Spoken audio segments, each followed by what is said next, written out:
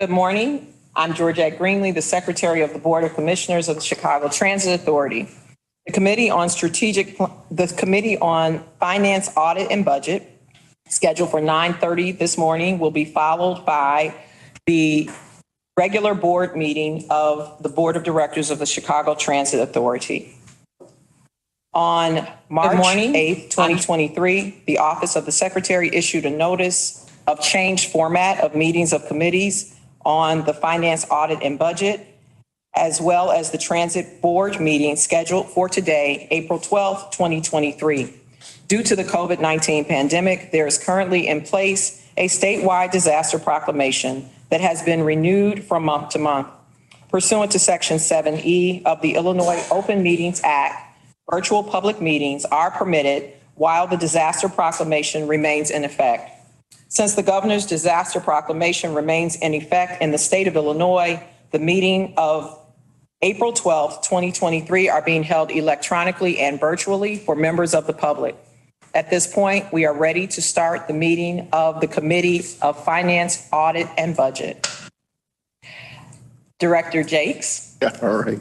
Well, good morning, everyone. I would like to call to order the April 12th, 2023 meeting of the Committee on Finance, Audit, and Budget. Georgette, would you please call the roll? Director Ja. Here. Director Miller. Here. Chairman Barclay. Here. Director Ortiz. Here. Director Lee. Here. Director Jakes. Here. You have a quorum. Thank you, Georgette. Our first order of business is the approval of the committee minutes of March 8th, 2023. May I have a motion to approve? So moved. Second. Georgette, will you call the roll and announce the vote and say what needs to be? Absolutely. Director Scott. Thank you. Director Miller. Yes. Chairman Barclay. Yes. Director Jakes. Yes. Director Ortiz. Yes. Director Lee. Yes. The motion passes. Our next order of business is the finance report with Jeremy Fine. Jeremy? Good morning. I'm Jeremy Fine, your Chief Financial Officer, and today I'll walk through the results for February and year-to-date numbers. On the first page here, you see February revenues. February revenues for fare and passes are coming in slightly above budgeted expectations by $200,000. A little bit above on the fare boxes and a little bit below on the passes. Reduced fare subsidy is coming in as expected. Non-fare box totals are coming in better than expected by $1.7 million. So that leaves us for the month of February up almost $2 million, $1.9 million to budget, and about $6.2 better than February of 2022. On the next page, you see year-to-date numbers for January and February. We see positive trajectory on fare box passes and fare and pass totals accumulating to about $3.9 million. Reduced fare subsidy continues to come in as expected, and non-fare box totals for year to date have come in $2.3 million better than expected. So overall, for January and February, we are coming in a little over $6 million better than budgeted for the first 2 months of the year, and over $14 million better than this time last year. On the next page, you see our expenses for the month of February. We see labor coming in about $5.4 million better than budget. Material is essentially flat, but slightly positive. Fuel and power continue to be strong performers for us, and injuries and damages and security services coming in either flat or slightly below budgeted expectations. And other expenses coming in for the month of February, about $1.7 million better than expected. So that leaves us for the month of February for our expenses better than budget by about $8.7 million. And when you couple that with our revenues, it's about $10.7 million better than budget. On the next page, you see year-to-date numbers. Labor coming in positive by about 13.4. Materials essentially flat but slightly down. Fuel and power strong performers for us. Injuries and damages and security services either flat or slightly down, and other expenses for the first 2 months of the year essentially flat but slightly down. So overall, for the months of January and February, we're positive on our expense to budget, by about $15.4 million. And when you couple in the revenues, that's about $21.6 million better than expected. With regard to our public funding, we have 3 pages here. The first page is an amalgamation of both 2022 and 2023. We have now received the final installment of sales tax for the month of December. And that came in about $2.1 million better than the amended budget and about 6.5 better than the original budget. PTF, RET, and PTF on RET are for the year 2023.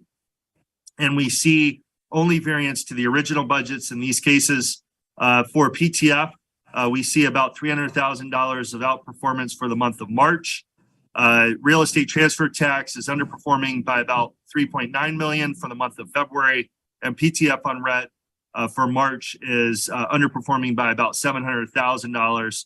And ICE is flat to the amended budget and better than the original budget by $100,000. So overall, for the month, we're better on the respective bases of 2.1 against the amended budget and 2.3 against the original budget.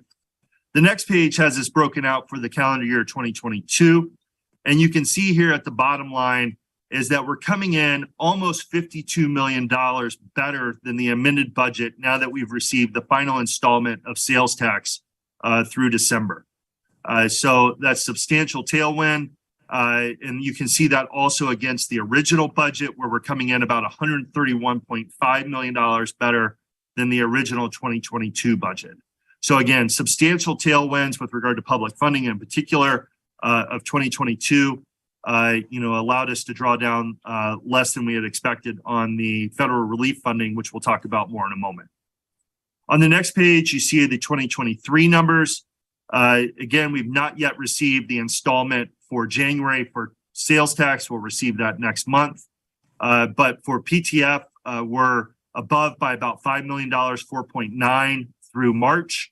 Real estate transfer tax and PTF on the RET is lagging budgeted expectations due to the impact of higher interest rates has had a chilling effect on the overall sale of real estate because of those higher interest rates. So you see that manifest here. So overall for 2023, without yet receiving any sales tax receipts, we're essentially flat, but slightly down by about $4.7 million total when you net out the PTF and the RET and the PTF on RET. With regard to our federal relief funding, as I mentioned, we're seeing less draws than we had originally indicated because of the fact that the tailwinds of sales tax in particular through 2022 were so strong. But here for the month, we're drawing down about $22.1 million. We're drawing down against the three remaining federal grants, the CRISA, the ARP, and the ARP discretionary, to keep all 3 grants active. And to date, we've drawn down about 44.2% of the total allocation, which leaves us about $1.2 billion remaining. As we close out 2022 with the final installment of sales tax, we now see that we're coming in about $48 million better than we had originally estimated. So we have more funds remaining, and again, primarily driven by the excess sales tax that we received, as well as our revenues and expenses that we talk about with regard to system-generated revenues and expenses. With regard to the 3 commodities that we purchased, fuel, power, and natural gas, since we last spoke last month, we've been able to lock in an additional 10% of 2024 volume as well as 2025 volume. So now we're closing in on the targeted 75% of forward purchase for those outer years of 24 and 25. We'll look for selective opportunities to continue to purchase those outer year volumes. But again, this strategy has worked very well for us on being able to lock in at low rates and also lock in for the benefit of budget certainty. We'll also continue to look for opportunities in the future with regard to power and natural gas. But that concludes my remarks for February and year-to-date results, and I'm glad to answer any questions. Thank you, Jeremy. With the numbers look great, but my question for you is with the federal relief money, because our numbers are going up financially, is there a time that you have to pull all that money down, or if you kind of like, if you don't use it, you lose it? With our numbers increasing on, with public funding, Yeah, so we're expecting, we do not expect to lose any of the funding. We are actively using all three grants.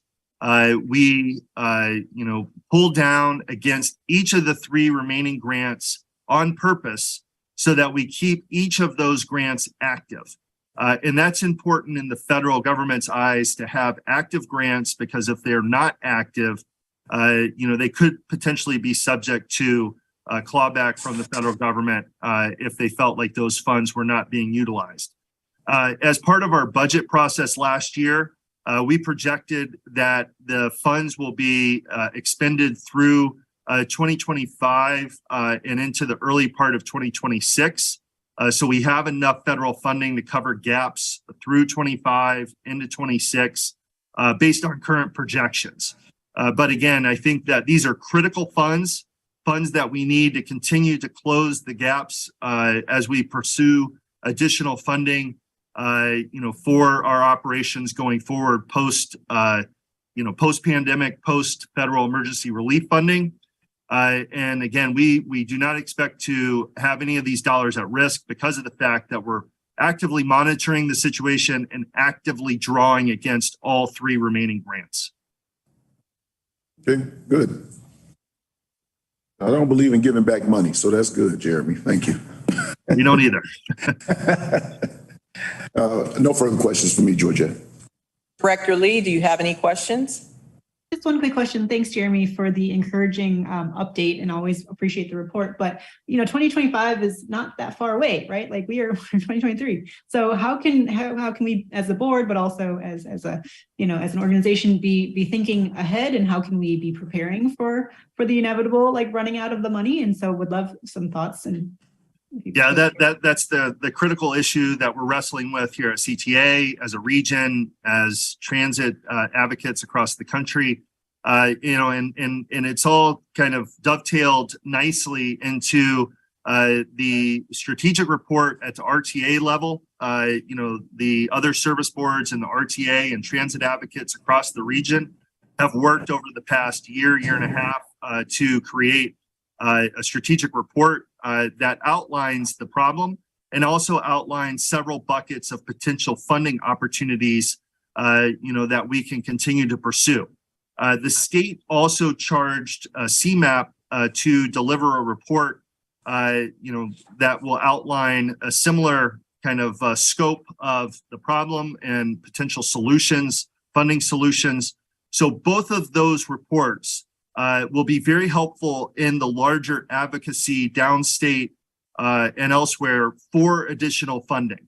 We've made we've kind of shot the flare up with regard to the need.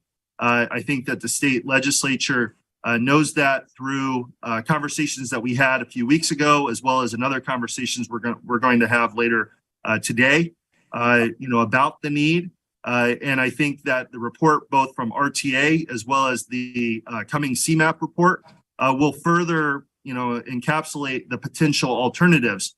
We're agnostic as to the funding source.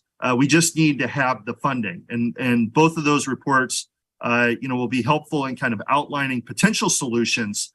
But again, this is a conversation with the state legislature and others to kind of further reinforce the need, further reinforce how critical public transit is to the region, to the people that live here, to the businesses that operate here, and to the whole community, to ensure that we have a robust transit system to keep the economic vitality of Northeast Illinois vibrant.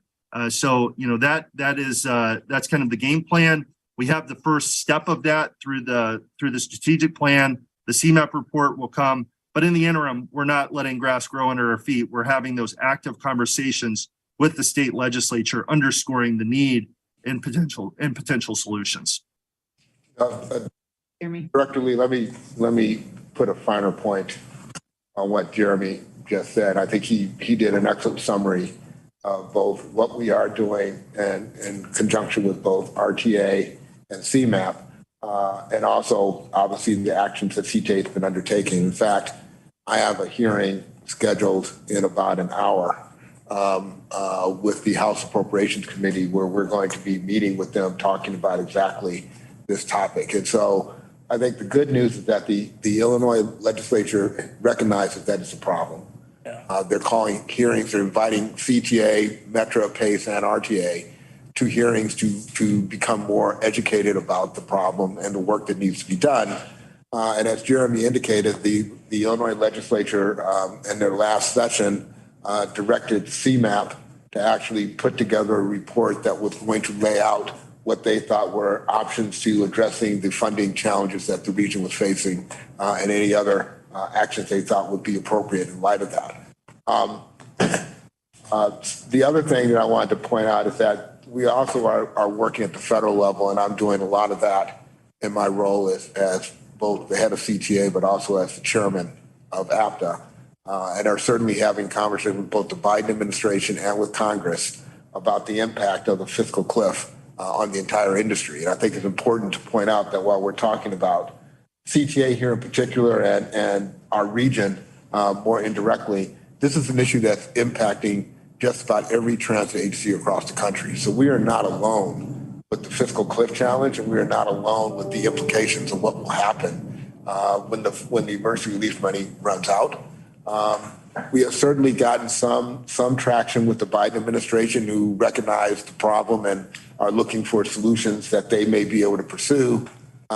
Congress is still a work in progress. Obviously, it's a much more difficult lift with Congress in its current makeup than in the past. But I think as an industry, we're optimistic that we're going to have an impact on this problem, at both the federal level as well as the state and local level. And as Jeremy pointed out, we're talking about it in the context of the bigger economic impact of what happens if transit systems are unable to provide the services that are so critical to not only our community here in Chicago, but communities across the country. So, CTA is very actively involved in it. I personally am very actively involved in it, and we certainly have our eye on the ball about what happens to us in 2026. And while that may seem a long ways away in the cycle of legislative action, it isn't that far away at all. But the good news, as Jeremy has pointed out, is that we're able to get to 2026. That's better than some of our other colleagues are facing right now. And we are obviously working very hard to make sure that we don't end up hitting the fiscal cliff, which in CTA's case is a $400 million deficit. I don't need to tell you that trying to close a $400 million deficit in our budget would be devastating to the service that we provide. And Jeremy will tell you that there is no fare increase that I could ever implement that would fix that problem. And so you are talking about massive service cuts, the likes of which our agency has never seen before, if we're not able to find a solution to that. And we're certainly making that point very clear when we appear before the policymakers who ultimately have to make the decisions about what funding looks like for this region going forward, and for CTA in particular.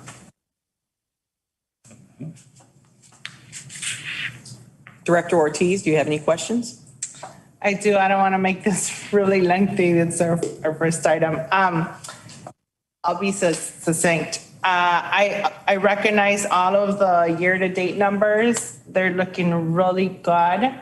And so I just want to encourage or be creative and thoughtful about what kind of timely investments we might need to do for our system right now that are needed, so that we address some of the very day-to-day challenges that we have in place. And so I recognize our challenges are both workforce and others, but to the extent that there are investments that we can put in place right now, I would encourage us to continue to think through those as needed.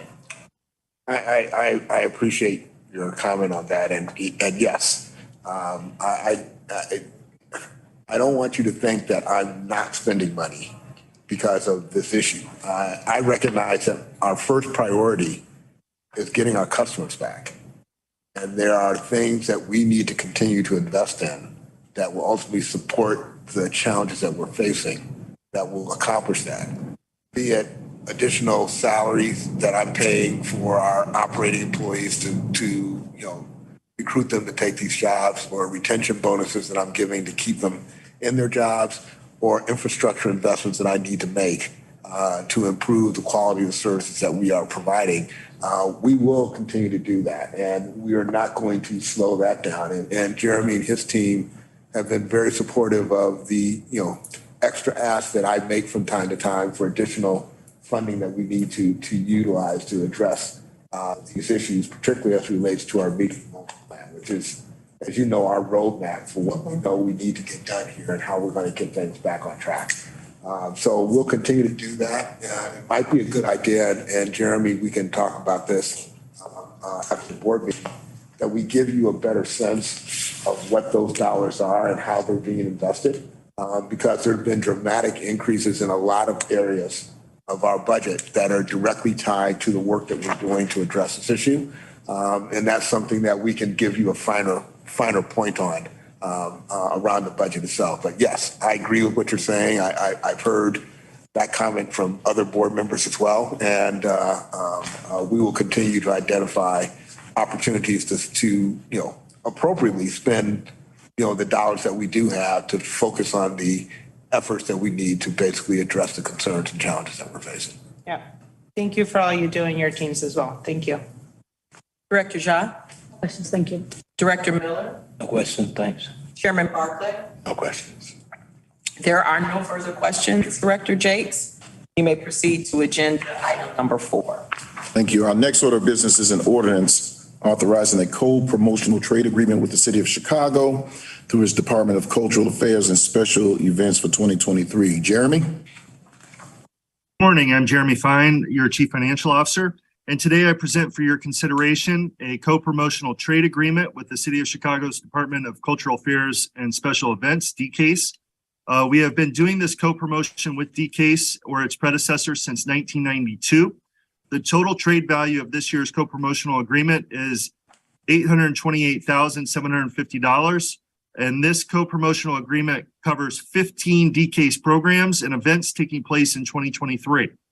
The list once again includes some of DCASE's biggest events like the Chicago Gospel Music Festival, the Blues Fest, Taste of Chicago, and the Air and Water Show, as well as smaller events and public awareness campaigns. DCASE will promote CTA at each of these events and programs in various ways, including on signage at the events and email newsletters and with travel information on the event websites. CTA will also be invited to have a dedicated space at the Maxwell Street Market, Daily Plaza Farmers Market, the Taste of Chicago, and one DCASE program at Millennium Park. And CTA may use its dedicated space to feature the community bus as well. In exchange, CTA will provide unsold interior car card space on bus and rail, as well as a limited amount of unsold digital ad space for DCASE to promote its programs and events. This concludes my remarks, and I'm glad to answer any questions that you may have. I have no questions. Director Lee? No questions. Director Ortiz? No questions. Director Ja? No questions, thanks. Director Miller? No questions, thanks. Chairman Barclay? No questions. There are no further questions. Director Jakes? May I now have leave to place this item on the omnibus for board approval? So move. Second. The motion has been moved by Director Miller and seconded by Director Ortiz. Our next order of business today is the review of contract number A1, a transit operations contract. I have no,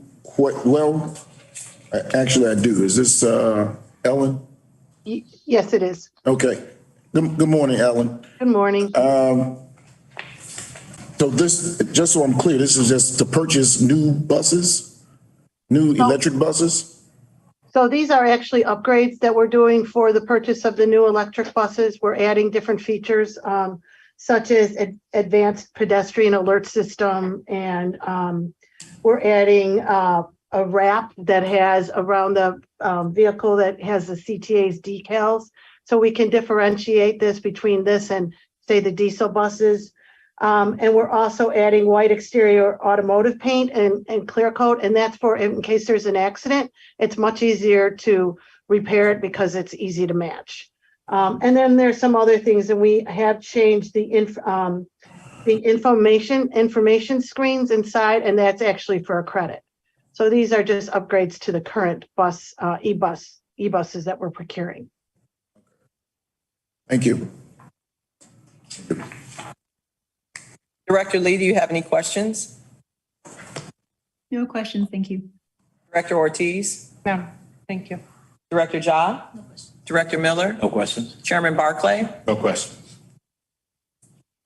Director Jakes, we may now proceed to contract numbers B1 through B6. Our next order of business today is the review of contract number B1 through B6, contract awards for infrastructure. No questions. Director Lee? No questions, thank you. Director Ortiz? None, thank you. Director Ja? Director Miller? No questions. Chairman Barclay? No questions. Director Jakes, you may now proceed to contract C1. Our next order of business today is the review of contract number C1, a finance contract. No questions. Director Lee? None. Director Ortiz? No, Director Ja? Director Miller? No questions. Chairman Barclay? No questions. Director Jakes, you may now proceed to contracts number F1 through F3. Our next order of business are contract numbers F1 through F3, administration contracts. No questions. Director Lee? None, thank you. Director Ortiz? Director Ja? Questions? Director Miller? No questions. Chairman Barclay? No questions. Director Jakes, there are no further questions. You can proceed to contracts G1 through G2. Our next order of business is contract numbers G1 through G2, technology contracts. Ellen, this the text messaging service, can you just briefly explain that for me? Sure. So we currently offer text messaging services, and we have currently have a contract with Textmark. So we have a number. So this is a disadvantageous to public bidding, and it's one of the exceptions we have under state law where we don't have to go out for competitive bidding. And in this case, it's because the work that would need to be done to bring in a new vendor would be very extensive and very time consuming and very expensive. So just to give you an example, we have Textmark has a code 41411. And it's on 11,000 bus stop signs and maps. And this is what our customers use to get information via text. If we had to go out and change that and get a new vendor at this point, they would have to change 11,000 bus stop signs and 245 rail stations. So there's a cost to that, obviously. We'd have to have overlapping service and so forth. This isn't to say that it will never be changed out, but at this time, we have made a determination with our sole source disadvantageous review board has made the determination that in fact, this is a disadvantageous to public bidding at this time. Very good. Thank you, Ellen. No further questions. Director Lee? None, thank you. Director Ortiz? none. Director Ja? Director Miller? No questions. Chairman Barclay? No questions. Director Jakes, there are no further questions. You may proceed to contract H1. Our next order of business is contract H1, a safety contract. No questions. Director Lee? No questions. Director Ortiz? None. Director Ja? No questions. Director Miller? No questions. Chairman Barclay? No questions. There are no further questions. Director Jakes, you may proceed to contract number J1. Our next order of business is contract number J1, an innovation contract. No questions. Director Lee? None for me. Director Ortiz? None. Director Ja? No questions. Director Miller? No questions. Chairman Barclay? None. Director Jakes, there are no further questions. Since there are no further questions on the contracts, may I have leave to place the 15 contracts on the omnibus? So move. Second. The motion has been moved by Director Miller and seconded by Director Ortiz. May we take the roll? Director Lee? Yes. Director Ortiz? Yes. Director Ja? Yes. Director Miller? Yes. Chairman Barclay? Yes. Director Jakes? Yes. Director Jakes, the motion has passed unanimously. We may proceed to number 9B on the agenda. Since there is no further business to come before the committee, may I have a motion to approve the omnibus, which I think we just did, Yes. and recommend the omnibus for board approval, which I think we just did. And so finally, may I have a motion to adjourn? So move. Second. Director Lee? Yes. Director Ortiz? Yes. Director Ja? Yes. Director Miller? Yes. Chairman Barclay? Yes. Director Jakes? Yes. The motion to adjourn passes. Meeting is adjourned. Thank you.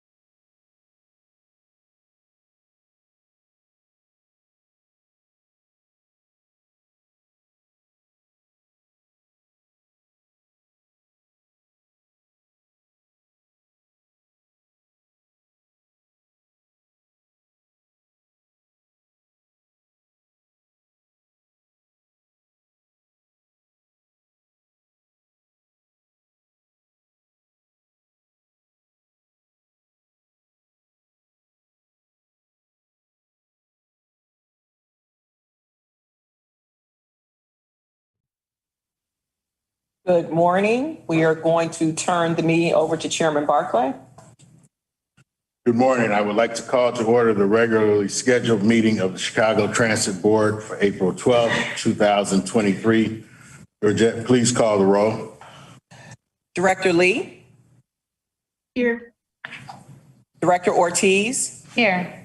Director Jakes, Here. Director Miller. Morning. Here. We are going to turn the meeting over to Chairman Barclay. Here. Chairman, you have a Good morning. quorum I would with like to call 6 to order members the in regularly attendance. scheduled meeting. Thank you. Our first order of business is public comment. Georgette? Chairman Barclay, there are no public comments for April. Thank you. Our next two items of business on the agenda will be given by our President, Dorval Carter, and they are the President's report and employee recognition. Thank you, Mr. Chairman. Members of the board, I'm pleased to provide you with an update regarding the ongoing progress that we are making relating to our Meeting the Moment plan. As you are aware, perhaps the most vital component of our action plan is addressing our workforce needs by attracting new employees and also retaining good workers already with our agency. To accomplish this goal, we are continuing to roll out and expand our successful ongoing marketing and recruitment hiring campaign. As I discussed since introducing our plan last summer, we're constantly hiring and training new employees as part of our relentless battle against employee attrition and retirement rates. These challenges, as I have noted before, are pronounced and problematic effects of the pandemic that continue to linger as we move towards a post-pandemic Chicago. For the past 8 months, I have been clear that the Meeting the Moment action plan is a growing, evolving framework created to guide CTA towards our ultimate goal of returning CTA to the level of service that our customers expect. We are making progress, but we've always known that achieving our goal was going to take time and that it would require us to do and try new things to be successful. And that's exactly what we did last Saturday when we hosted our first ever Second Chance recruitment event in recognition, timely enough, of the National Second Chance Month. The event was a tremendous success with 774 individuals registering online and 301 participants, all of whom submitted applications and were offered interviews. As you are aware, CTA's Second Chance program is a nationally recognized holistic workforce program that provides valuable job skills and career opportunities to Chicago residents who often face challenges reentering the workforce. For many years, CTA worked with social service agencies to identify individuals to participate in Second Chance. Today, we continue those relationships, but we also reach out proactively to the community at large, urging those individuals who are seeking this type of opportunity to contact us directly. At this time, I would like to share a video with you commemorating the job fair.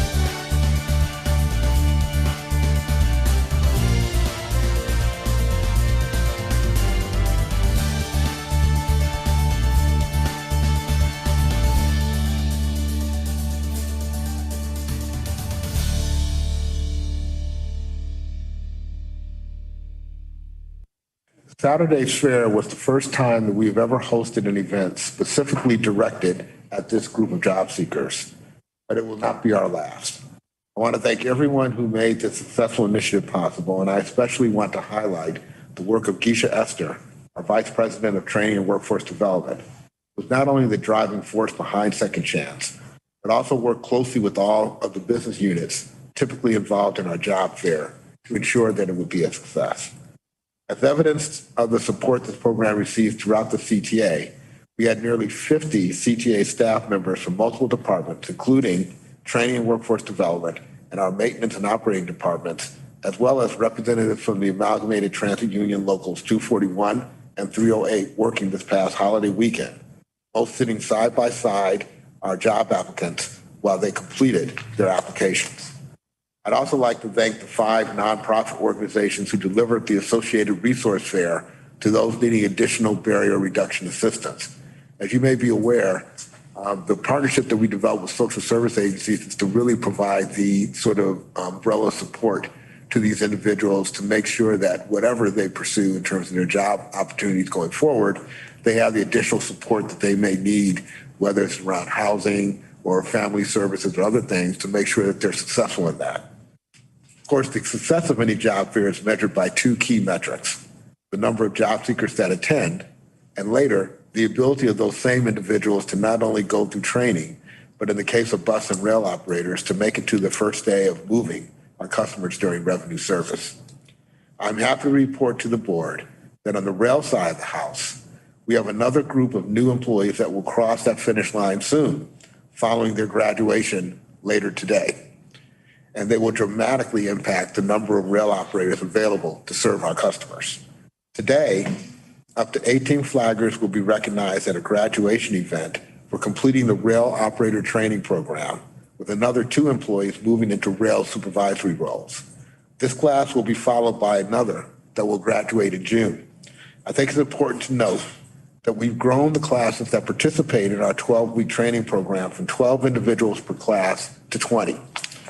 The classes run concurrently, not sequentially, so each time I report to this body that we are graduating a class of new rail operators, you can be certain that another is already in training and heading towards serving our customers in the very near future. Just as we are always working towards progress in terms of hiring, we also are continuing to implement service optimization measures on both the bus and rail side of our operations that we believe will create positive results for our customers, resulting in better service reliability to the customers that we serve. In late March, we implemented a new union rail pick that included additional adjustments to better match schedules with our available workforce. This allowed us to better accommodate our service needs by spreading our available rail operators across the system. Our scorecard will continue to provide key insights into the successes and challenges of our initiatives. But before I move on, I want to be clear about 2 things. First, when I reference progress, I am not comparing today's CTA versus the pre-pandemic version of this agency, which enjoyed 40% more ridership and 1,000 more bus and rail operators. I'm always discussing it in terms of short-term progress, which is the best way to ensure that we are making the right apples-to-apples comparison and that we are focused on real-world incremental progress that will lead to long-term success. Second, optimization always references our efforts to look at where we are in terms of our schedules and the human and fleet resources that we have available, then make adjustments that better address our customer needs. I want to explain that because I know that when we discuss service and schedule optimization, there are those people for whom these are new terms. To that end, I want to spend some time this morning diving a little more deeply into the numbers and to highlight for the board some changes we are making to our meeting the moment scorecard and how that will better inform our customers going forward. Our scorecard continues to show increased service delivery for bus at almost 95% of schedule and rail at almost 85%. Double and triple headways on rail continue to be lower than pre-optimization, and big gaps of buses are now half of where they were last year. Our short-term goals are being met. We have aligned our schedules to our existing available workforce. We've had requests for more data on our workforce, and I'm happy to report that the scorecard now includes our full-time equivalent, or FTE, headcount on the summary page for bus and rail operators for the last 3 months. Our latest headcount of 715 rail operator FTEs and 3,220 bus operator FTEs represents approximately 85% of our 2023 budgeted workforce, which means we have continued work to do to grow that workforce to the level that it needs to be. As we dive into the specific pages, the last 13 months trend on workforce shows the challenges and successes we have faced while combating attrition. Our rail workforce numbers continue to reflect the ongoing workforce attrition, even as we continue to hire flaggers who will eventually transition to rail operators. This rail attrition is a combination of those leaving employment, such as retirements, and those moving upward within the organization to supervisor, instructor, controller, or other positions, which all start as a rail operator. I'm looking forward to showing some gains in the operators here as the new classes graduate in the coming months and start providing service to our customers. So for example, these numbers are not reflective of the class that graduates today, which will appear in next month's meeting the moment class and will show an increase over where we are currently. Our direct bus hiring has helped us stabilize against attrition, as the 225 new operators already hired this year alone are now exceeding the attrition rates that we're having in that position. While we continue to work hard to hire more people, we are seeing positive impacts from retention incentives that the board authorized last fall. We're also laser focused on improving morale and ensuring that we recognize the hard work that our frontline operators are doing every day. As you may be aware, on March 18th, CTA was joined by our sister agencies, Metro and Pace, in celebration of National Transit Driver Appreciation Day, or TDAD. At CTA, we go a little further and include all of our hardworking men and women as part of our own Transit Employee Appreciation Day, or TIAD. TIAD is an important occasion at our agency because we know our bus and rail operators are the backbone of this agency, and they move this great city forward. In recognition of this important day, staff created and distributed commemorative lapel pins, provided coffee and donuts that were delivered to each work location throughout the week, posted about it on social media and on our website, issued a press release, and highlighted it internally and externally in many different ways. One very special way that we celebrate TIAD was with the creation of 6 videos, a series of mini profiles entitled "The Faces Behind Your Daily Commute." I have to say, these short videos are really great. In the interest of time, I will not show you all of the videos, but I would like to share with you the video that focused on bus operations employees. What brings me the most joy is when I'm able to help someone. Like when people come up to me and they ask for help, like for directions, or they just need someone to talk to and I can be there for them, that's what makes me happy. Hi, my name is Martha Duran. I'm a full-time bus operator out of North Park Garage, and I've been with CTA for 3 years now. What brings me the most joy at CTA is making customers smile, getting them to where they need to go. It just makes me smile just for them to have a great day. It makes me have a great day. My name is Alexis Johnson. I'm a bus operator full-time, and I've been here for 3 years now.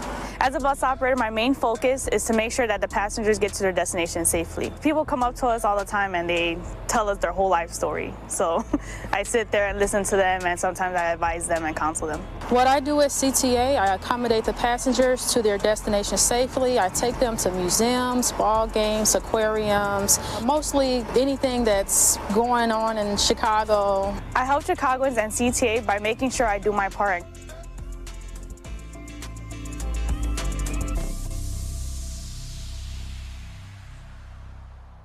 Well, as president of the CTA, I really do appreciate the work that all of our frontline employees and all the employees at CTA do. And obviously, this celebratory day is just one way in which we want to express our admiration. As I mentioned to you earlier, we are expanding our employee appreciation program. We are going to be looking for more opportunities and more ways in which we can show our employees we appreciate the hard work that they do, and certainly you're going to be hearing a little bit about a group of employees who have been exceptional in that regard. I also want to acknowledge that March was Women's History Month, and CTA celebrated that with several acknowledgments of the great women employees, past and present, that have lent our agency their talents and served our customers at the highest levels. Month-long celebration included a Spirit Week, photo opportunities, and a chance for the women of CTA to enjoy time together in different ways, including 4 cooking demonstrations held at 4 field locations, 2 rail terminals, 2 bus garages. From our frontline employees to those working in management and senior leadership, I am proud to say that the women working at CTA are among the very best in public transit business, and we will continue to celebrate all of their hard work and achievements. Finally, we're continuing to identify additional opportunities and perks for our employees. Recently, we began a new partnership with the Museum of Science and Industry, and I am very excited about. MSI now offers CTA employees free museum admission plus free entry at one special exhibit for one CTA employee and their guests from April until September of this year. In addition, museum memberships have been discounted by $20. MSI has also created a CTA Family Day on December 3rd, and it's my great hope that the children and families of CTA employees will head to MSI and enjoy a truly world-class facility. This is just one of the many new employee opportunities we have introduced, and we are committed to identifying more ways to improve the employee experience at CTA. I will continue to keep you apprised of these new offerings as we introduce them to our staff, make them available going forward. Mr. Chairman, that completes my remarks regarding our action plan for this morning, and I'm happy to answer any additional questions that you may have. Thank you, President Carter, for the update. Echo what I raised in briefings. It is imperative that we take a more proactive approach in our meetings, in our messaging, on how we are addressing our challenges.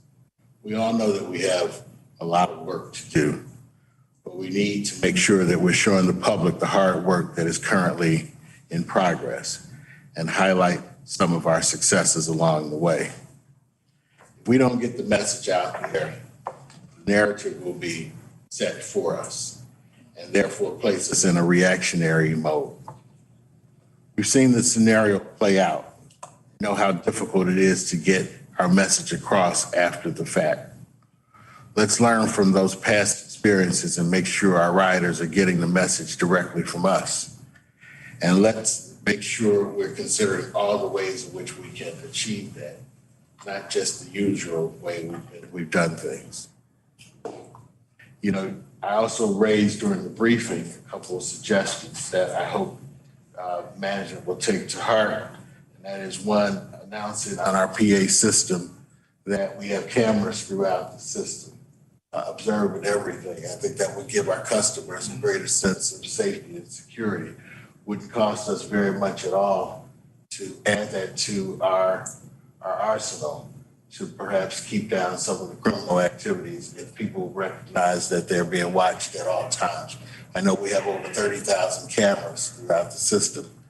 I think people should know that, and especially our customers should know that we're vigilant and we're watching everything that goes on in our system. As well, I mentioned posting the arrest of individuals who we charge criminally for activities that go against our policies on our system, to let our customers know that we take crime seriously on the CTA, as I know we do, but to give them a reassurance that we are pursuing those individuals who do things that are outside the policies of our agency.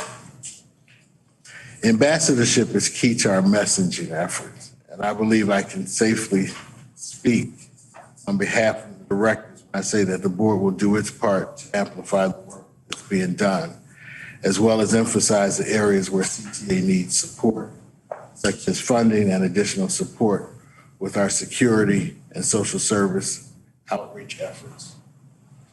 We're currently exploring meaningful and effective ways to do this. I look forward to sharing those developments in the near future. One of the developments I can share now that's currently underway is the reconvening of the Citizens Advisory Board. We opened the application process at the end of March, and we've received a good number of applications so far. The deadline for submitting applications is April 28th.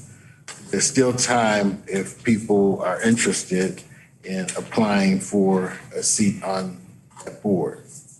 The application is available on our website, transitchicago.com. I'm looking forward to reconvening this important body to represent and communicate the concerns of our ridership. At this point, I'd like to open it up for any other comments from any other directors at this time. Good job. Thank you, Mr. President. You said for this year already 225 personnel already this year. And then after each class, you're still doing it. Where you see yourself at as far as the need now with what you've already done? In terms of our vacancies? Hiring, yeah, new. Yeah, no, we still have a ways to go. We're still down well over 800 employees to get back to where we want to be. And like I said, the initial step in this process was trying to stop the hemorrhaging. And we seem to have had some success in that with retention bonuses and other things that we're doing. We're not having as many people head out the door as they were before. That's giving us a chance to start to catch up and get ahead of the game because, for a while we were just like a hamster running on a treadmill. We were running, but we weren't making any progress. Now we're starting to see progress. And so I'm optimistic that progress is going to continue. We're already ahead of schedule in terms of our goal of 700 new operators this year. As I indicated to you, we've got numerous classes on the rail side that are in motion to bring on more rail operators to help us address the attrition that we've seen on the rail side of the house. And so I believe that we're gradually turning the corner here, and that we'll start to see improvement over the upcoming months that will lead to the other piece of our puzzle here, which is the ability to start restoring some of the service that we've optimized as we get our numbers back to where we need for them to be in order for us to basically get our service levels up to the level that we want them to be. I can't predict the future, and I hope that we don't have anything else that creates a challenge for us going forward.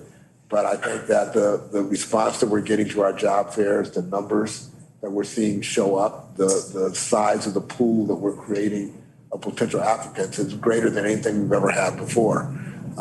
The additional programs we put in place to help people get their learner's permit so they can get a CDL, the fact that we pay for that, the fact that we have an ongoing relationship with Olive Harvey College to support the training for that process, it's also starting to churn results for us. And so I'm feeling good about the pipeline, which ultimately is the barometer by which we'll ultimately be able to turn this thing back to where we want it to be. And we'll obviously keep reporting on it as we have on our scorecard so that the public knows where we are in terms of getting our numbers back up to where we want them to be. Thank you. Director Jha, do you have any questions?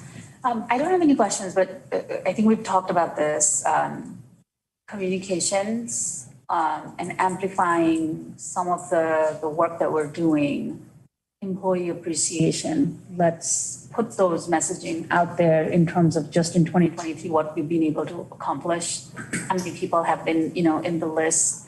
I just think that there's a narrative out there that we can control in terms of kudos, because, you hear anything negative, that's the first thing that pops up, right? And I think just balancing that out and working with the comms team really and you have resources as part of your board and also your employees who've been here. I heard earlier this morning, 28, 30, 25, 20, like how many of the room was filled with immense amount of experience that they have, spent their entire career here.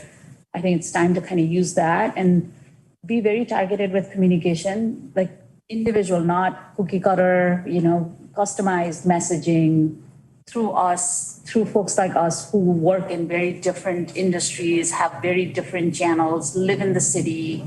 I think it's time that we put out something on a monthly basis to say, hey, this month we're dedicating communication in this. So I think just amplifying that is probably going to change some of that narrative.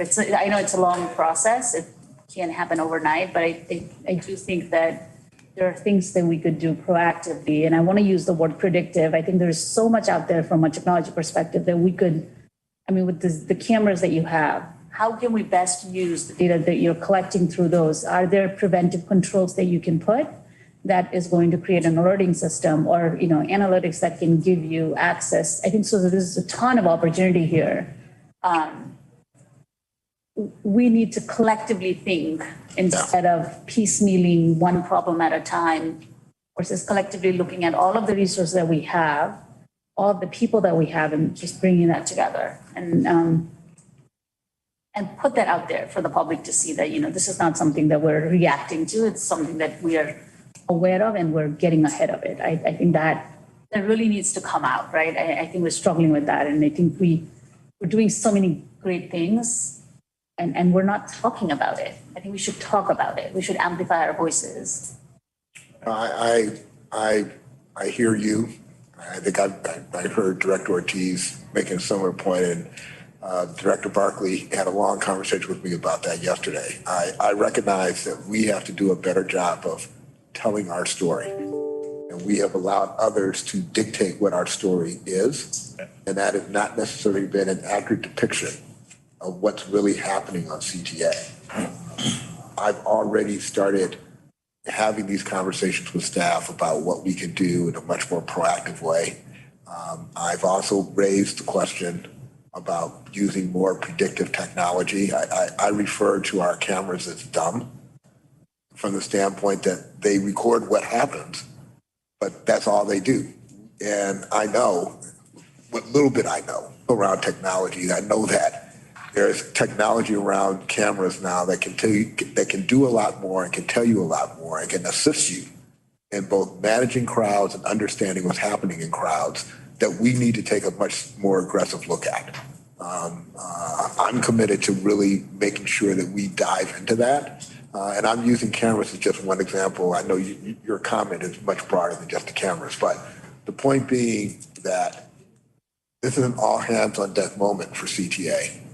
We need to be aggressive in identifying any tool that we can put into the toolbox that can both better tell our story and provide us with more support on the challenges that we're trying to get over in order to get our ridership back up and our service back to the levels that we want it to do. And the cookie cutter way, as you described it, of how we've done this in the past is unacceptable. We have to do better. We have to be more innovative. We have to find more ways of getting our message out. We need to use more channels, particularly channels that we have directly to our customers. We have the ability to communicate to our customers every day, whether it's doing the announcements, as you indicated, Mr. Chairman, which we are doing in terms of letting the public know that we have cameras, whether it's putting up more monitors that show you on camera and reinforce, as I like to say, like in 7-Eleven, when you walk into the store, your camera, your face appears on the camera to remind you that you're on camera. We have a program underway right now to do that on our buses, where when you come on a bus and pay your fare, there's a monitor right above you that shows you, hi, you're on candid camera type of thing.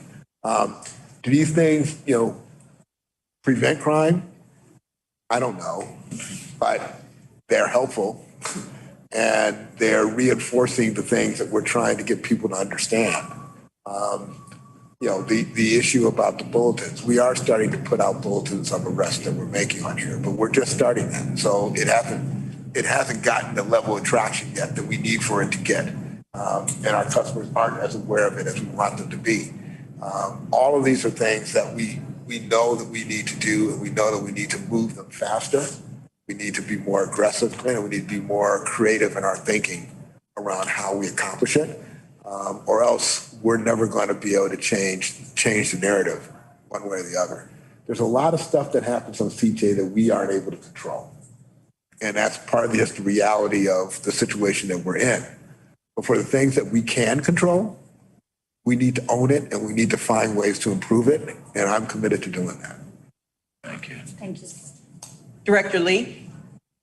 No questions. Just wanted to say, I really enjoyed the spotlight of the CTA employees. I actually think I know one of the bus drivers. I think I rode the bus with her the other day. So it's really great to see. And I, would emphasize and, just double click on what Director Jha just said. We can definitely lean into a lot of the good stuff that's happening here. There's a lot of great things happening. I mean, I enjoyed my interactions with that bus driver. I mean, it was great. And I remember that day. So, there's a lot of things we can do, and agree wholeheartedly that we should definitely do what we can in our control, and we definitely can share more positive stories. So thanks. And I also hear and appreciate, the chairman's comment about the board helping us with that messaging and with that support. And I definitely want to find a way to engage the board more in this effort. I think that our employees really appreciate knowing that the board cares and wants to be a part of helping us address these problems. And I think it's a great boost to employee morale to see that. And obviously, from a public-facing standpoint, it's important that the board is also a part of the conversation around what we're doing and how we ultimately are working to address this. I can tell you that I've got thousands of employees who do not wake up every day trying to find a way to make the trip that you experience on CTA bad. They wake up every day trying to make it as good as possible. And when we don't meet that measure of expectation, we all feel that. We know what this service can look like, and we know what type of service we can provide, and we want to get back to a point where we're doing that again. And the sooner we can get there, the better. Director Ortiz? All great comments. Thank you. Director Jakes? No questions. Chairman Barkley, there are no additional questions. Are you ready to come in to? President Carter, with respect to the recognition? Yes. So let me move on to another part of my remarks that are a little bit more pleasant to talk about, and ones that I'm very excited about. Today, I want to recognize the hard work and dedication of 14 CTA employees who have received multiple customer accommodations between January of 2022 and March of 2023. They come from departments across the agency, including rail operations, rail station management, bus operations, and bus maintenance. I have long believed that the best barometers of excellent performance on the part of our employees can occasionally include customer feedback. Without question, the assessments and evaluations of our workers' supervisors are key. But there is something undeniably compelling about our customers' firsthand accounts of their best travel experiences, where they discuss and evaluate our workers and share the stories of CJ employees that go above and beyond or exceed their expectations. As CJ president, it gives me great pride when I am made aware of instances where customers provide us with glowing accounts of the work being done by our best employees. It is not only pleasantly revealing in terms of how some of our top employees are performing, it also reminds us that there are individuals who are coming to work every day, quietly making a difference in our customers' travel experience in very profound and positive ways. At this time, I would like to introduce to you some of these very impressive members of the CJ family of employees. So when I call your name, please come forward and join us. Representing bus operations, we have Juan Alvarado. Juan works out of North Park Garage and is a 16-year CTA employee. He received 4 accommodations last year, and in 2 of them, customers lovingly referred to him as, quote, Daddy Mac. We're going to have to ask them to explain what that means someday. And several of them complimented his kind demeanor. His accommodations uniformly were glowing across the board. Director Alvarado, thank you. Thank you. Bus operator Sean Brewer is our next honoree. Sean? He too is representing North Park Garage. Sean has been with us for 4 years and received 5 commendations, all of them in 2023. Sean, you've been working really, really hard. The following words were used to describe Sean in his commendations: friendly, pleasant, nice, positive, attentive, upbeat, and kind. Sean, whatever you're doing, keep on doing it. Next up is another North Park Garage superstar, and they are really doing something right at North Park Garage, and I need to replicate that of the system. Our third honoree is Sharita Cook-Rucker, who has been with CTA for 4 years and serves as a bus operator.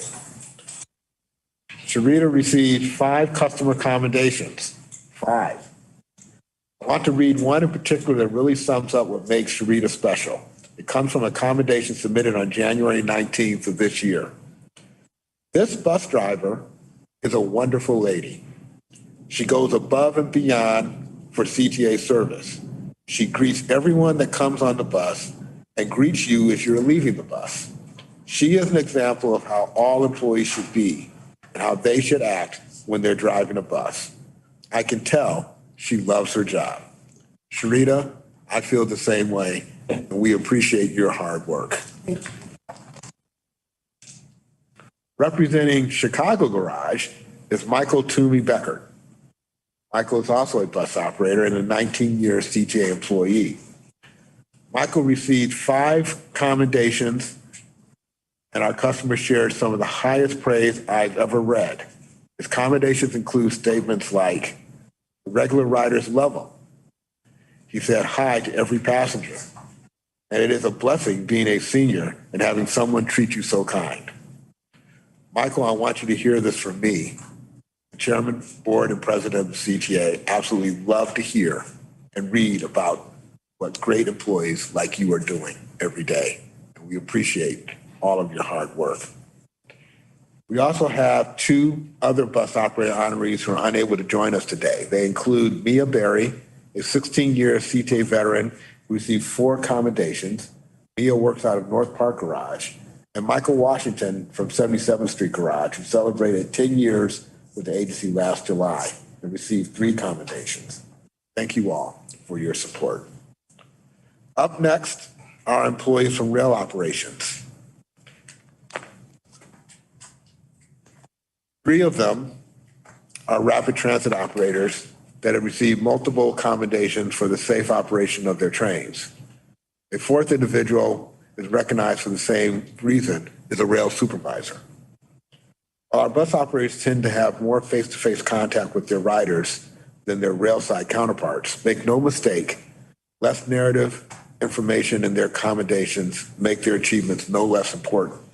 In fact, my experience has been that a train ride so safe and smooth that our customers actually compliment the effort is truly a special thing and reveals a level of skill and expertise that should be commended. So joining us today are Ronald Carr from 54th Terminal. Ron?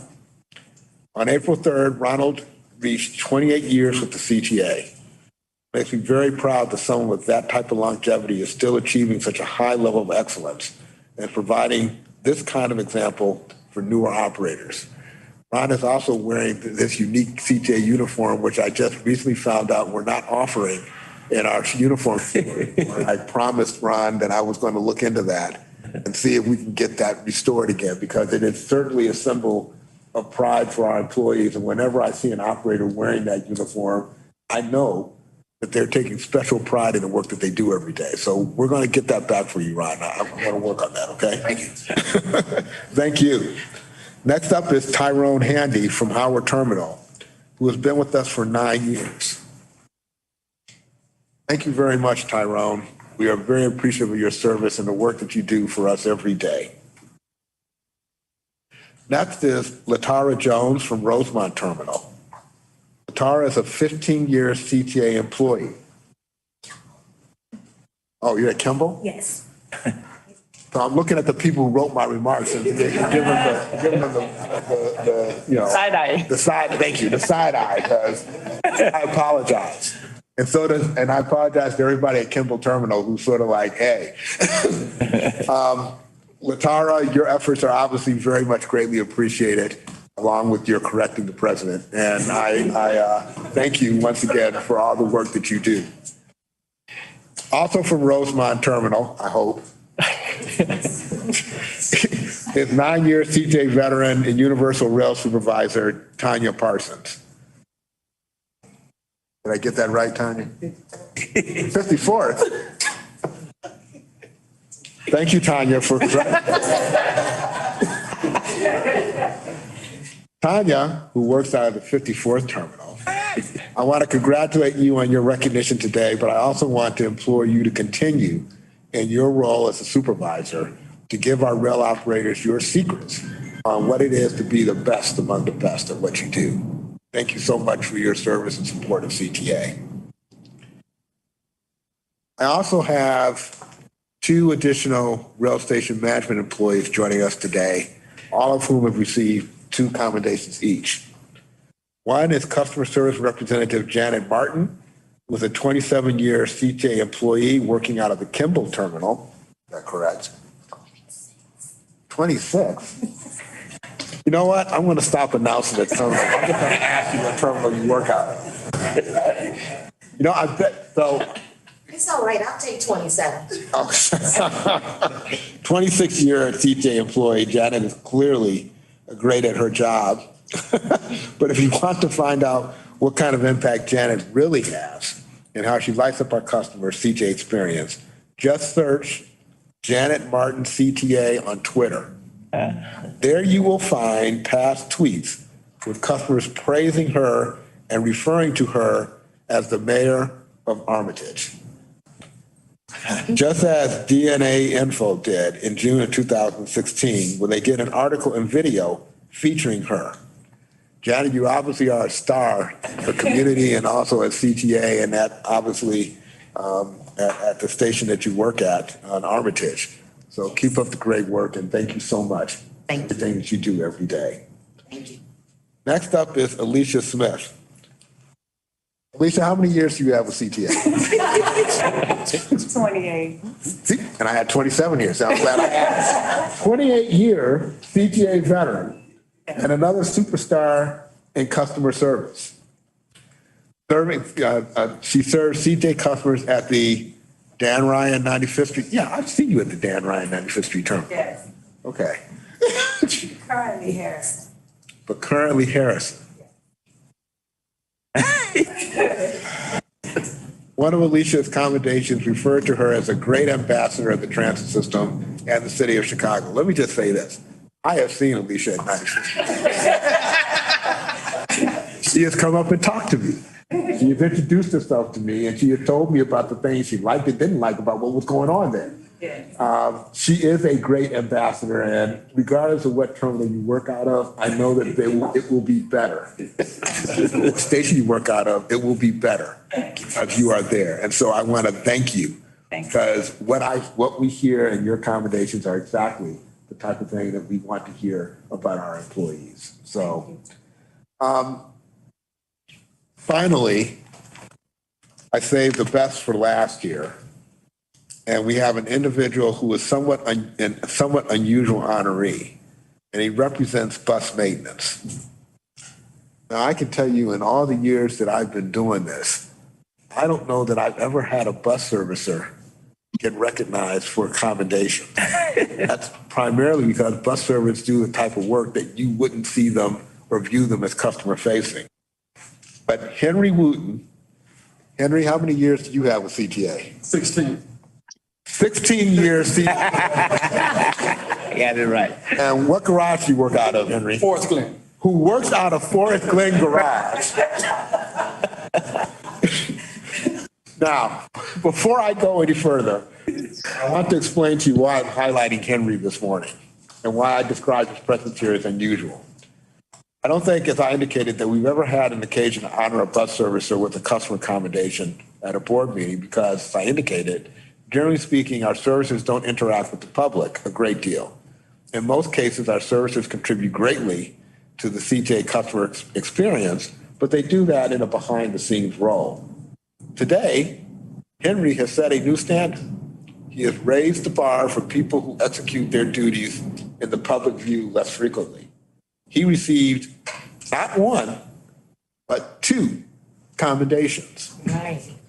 In one instance, He encountered a customer that had accidentally wandered into a restricted area and was so kind and respectful as he assisted them out of that space. The customer referred to the experience as actually being pleasant. And if any of you have ever been in our garages in the other areas, I don't know that I'd ever describe it as pleasant, but it certainly is a testament to the way he handled that particular customer.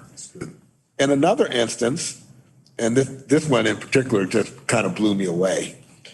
A CJ employee left their laptop on a bus and realized it while the bus was still in revenue service. Henry became aware that the laptop was lost and tracked the bus down. Then he literally chased it to its next location to retrieve it and see that it was returned to its owner. Directors, this group embodies the qualities that we all want to see in CJ employees: excellence, accountability, and the highest level of customer service. They didn't just make us proud. They are the standard bearers for our entire industry and shining lights in this great city. Now, I should point out, one of the benefits of being the chair of APTA is that you get to send in ideas for stories for the national publication. It's my intention to make sure that we get some sort of recognition on a national level for these employees and the work that they do. And I will work as chair to make sure that that happens. Thank you. Thank you.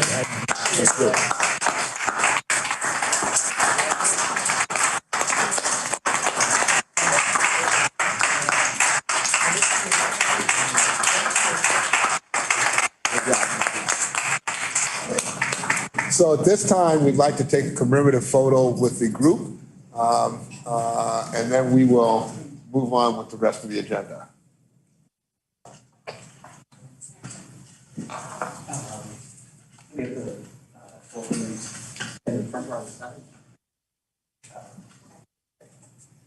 If you all want, if Director and Chairman and President Carter, if you want to stand on the sides or in the middle, it's fine. Just everybody will just Why don't we do this?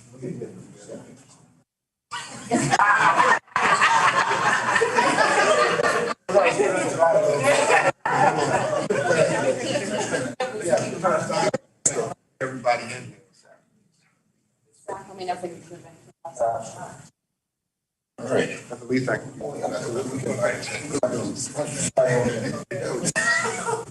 Steve, that's how you calculate. We're going 3, 2, 1. Thank you. Thank you. Thank you. Thank you. Thank you so much. Appreciate it. I'm enforcing that. He was in Forest Glen, by the way, and I had that information wrong too.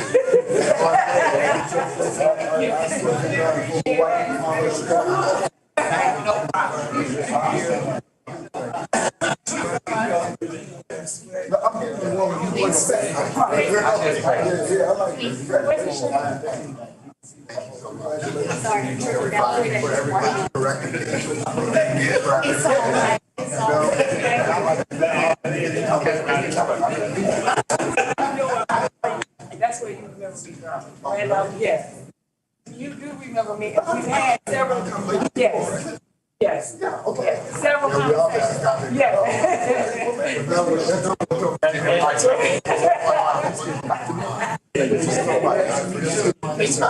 Right.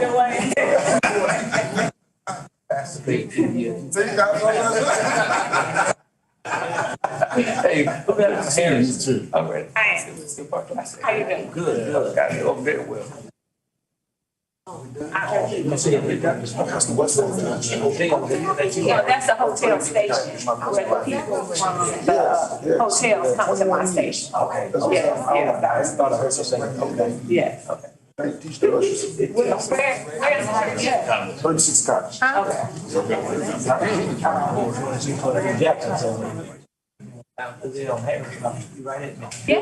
go down College Road this way. Hey, y'all. All right now, take care. I'd like to continue with the meeting, so. Don't leave yet, don't leave yet. Don't leave yet. Hold on. Because I want you to hear from the board members as well. So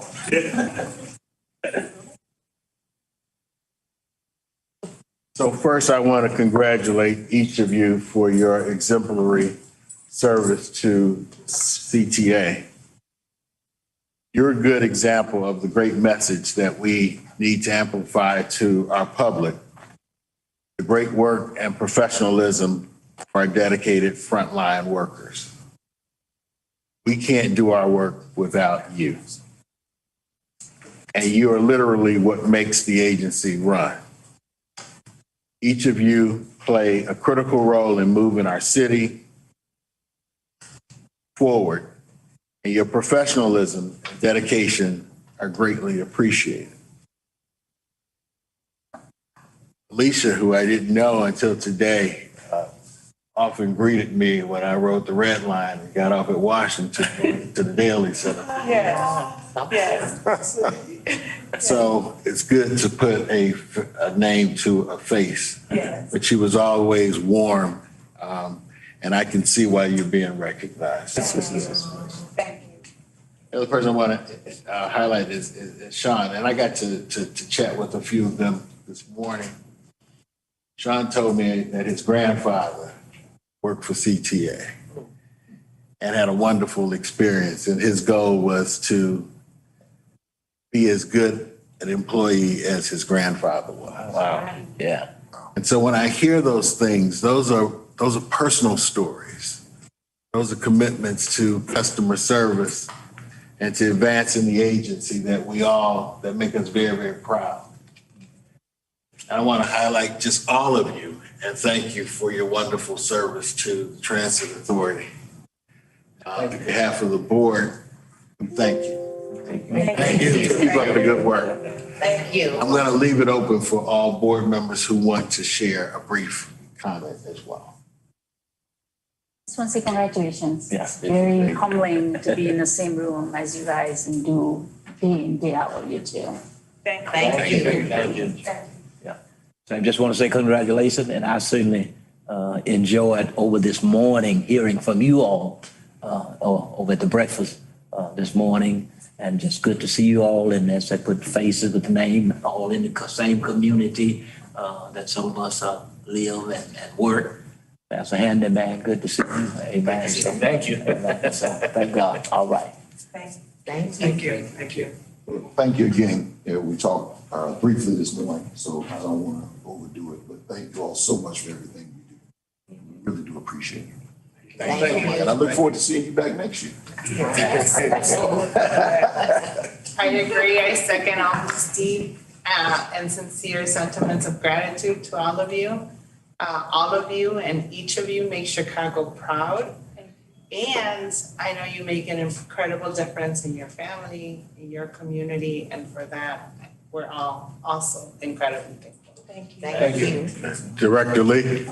Yeah, thank you so much. It's sorry I can't be there with y'all today, but look forward to seeing each and every one of you on in the system. I ride a lot, so maybe I'll cross paths soon, and keep up the good work, and can't wait to see what CTA brings for y'all next. Thank you. Mr. Chairman, I failed to mention one other recipient who wasn't able to be with us here today. I just want to make sure that I publicly acknowledge her as well, and that is Onisha Sneed. Onisha is a janitor who hopefully works out of Midway. And if not, Onisha, you need to let me know so I can correct that. But she also has been with CJ for 4 years.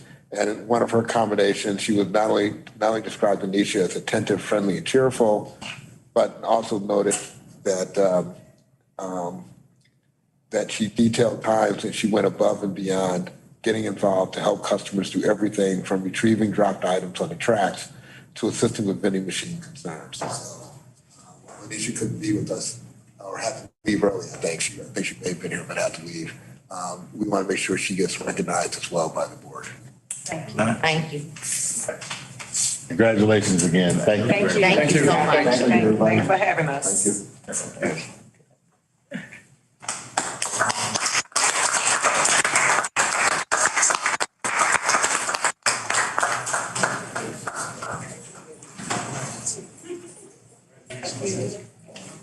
I wrote.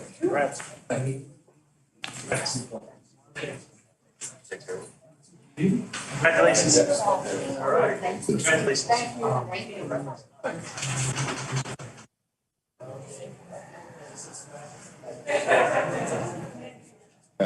I'm telling you. It don't cost me. It's nice to be.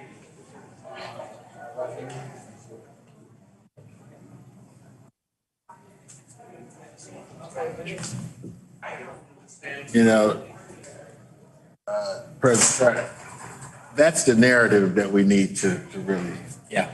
Because those are people that are really doing their jobs, and they're doing it well.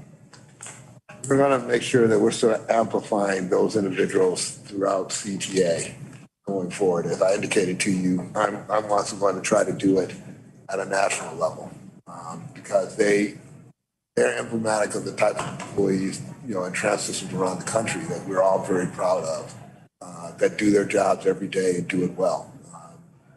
And I think it is important that they know that we care about the quality of the work that they do and that we appreciate them. Mr. President, I'm sorry, but Mr. Chairman, real quick, because I don't know if you highlight them individually for Twitter. So to have their picture and then say, is that what you're talking about? Well, I'm talking about that, but I'm also talking about internal within CTA, making them well known. And as far as I'm concerned, and I'll have this conversation with my communications team, putting them out on the system. We can put up digital, information about the employees and congratulating them on their recognition and, maybe putting some of the quotes that we that I just told you about what these employees do every day. Yeah. So it's a way to just, we have lots of employees. I mean, you're seeing the cream of the crop here, obviously, but we have lots of employees who get commendations on a regular basis who are doing what these individuals do. The employees who end up getting notoriety on the CTA usually get it for something negative and not for the positive things that the vast majority of our employees do every day without any special recognition or additional support. And to your point, we need to tell our story. And we need to do it in a very direct way. We need to do it in a way that reinforces the fact that, there are thousands of really good CTA employees who are actually emblematic of what most of our customers experience every day.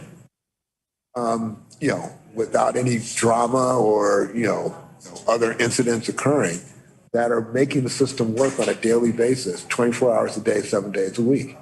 That's the story that should be out there, not the story about the occasional incidents that occur that obviously are troubling and disturbing and need to be addressed, but are not reflective of what the vast majority of customers experience on a daily basis. Thank you, President Carter. Our next order of business is a presentation entitled Disadvantaged Business Enterprise and Contracting Career Programs. Our presenter will be Brittany Johnson, who serves as our Senior Manager of Certification and Compliance Programs and Diversity Program. Hi, good morning, Chairman and Board. So I'm Tom McCone, Chief Administrative Officer. I'm joining Brittany this morning. Normally, you'd expect Juan Pablo Prieto, our Director of Diversity Programs, to be providing the update today. But I am happy to announce that as of 11:20 p.m. last night, Juan Pablo became a father for the second time to Amelia Fernanda. So we're really happy for Juan Pablo and hoping he enjoys a couple of days off with his family. So, congratulations. Please extend our congratulations to him. Absolutely, absolutely. So, with that, myself and Brittany are here to take you through the presentation. So I'm Tom McCone, Chief Administrative Officer. Hello, my name is Brittany Johnson. I'm the Senior Manager for Diversity Programs. So if we could go to the next slide. So today I would like to update you all on all of the great work that CTA is doing to increase participation from our DBE and SBE community in providing career opportunities for residents of economically disadvantaged areas on our contracts. Next slide, please. CTA is seen as a leader throughout the industry for our programming. We have received recognition for many of our programs and for our approach to supporting the DBE and SBE community and residents of economically disadvantaged areas. Our programs are not only a critical component of our capital programs, but also building our communities. And here are just a few examples. Next slide, please. So the first program I will cover is our DBE program. CTA operates a federally compliant DBE program. Since we receive so much federal funding, we only have a DBE program. We are also required to have a DBE program per the State MTA Act. Our current goal with the US DOT for federally funded contracts is 26%. This goal is for federal fiscal years 2022 through 2024. Meaning October 1st, 2021 through September 30th of 2024. This does not mean all federally funded contracts are assessed the 26% goal. It just means that based on the projected federal dollars, when we set the goal, we calculated that we could attain 26%. Each contract has a unique goal based on the size, scope, and complexity and availability of DBEs. Every 3 years, we prepare a goal based on projected federal spend and submit to the FTA for review and approval. In federal fiscal year of 2022, we attained a 38% DBE commitment on all of our federally funded contracts awarded during that time. Although we are very proud of that commitment and achievement, I would like to highlight that the attainment from year to year depends on the funding and contracts awarded in that given period. For example, when we did not have a state capital program or significant federal infrastructure funding, we had a lower DBE commitment. Investing in transit not only helps commuters and the community in which we build, but it also helps build small businesses. And thanks to the leadership of President Carter, all CTA departments play a role in creating opportunities and programming. Next slide, please. Next, I will cover how we've taken the requirements of the DBE program and developed a very innovative, strategic, and intentional approach to enhancing our program. CTA understands that we cannot simply certify firms and set goals. We must do everything we can to help connect DBE firms and career seekers to opportunities and do our best to prepare them to be successful in those opportunities. We recognize that the goals we set on our contracts are merely the floor, and we expect our contractors to reach for the ceiling. Next, we created several strategic initiatives to the DBE program. So we have a robust small business development and outreach program that connects firms to the resources and opportunities they need to grow. Many of these initiatives came from feedback from the DBE community and our DBE advisory committee, and of course, technical assist agencies. We have memberships to multiple organizations and regularly attend membership meetings to hear directly from the businesses. And you can see that in this picture on this slide here. And we continue to emphasize that diversity program staff is their #1 advocate within CTA. In fact, the splitting of design build goals came from a conversation that President Carter had with several DBE engineering firms, and we developed our mentor protege program with assistance from our DBE advisory committee. Next slide, please. So our SBE program is an extension of our DBE program.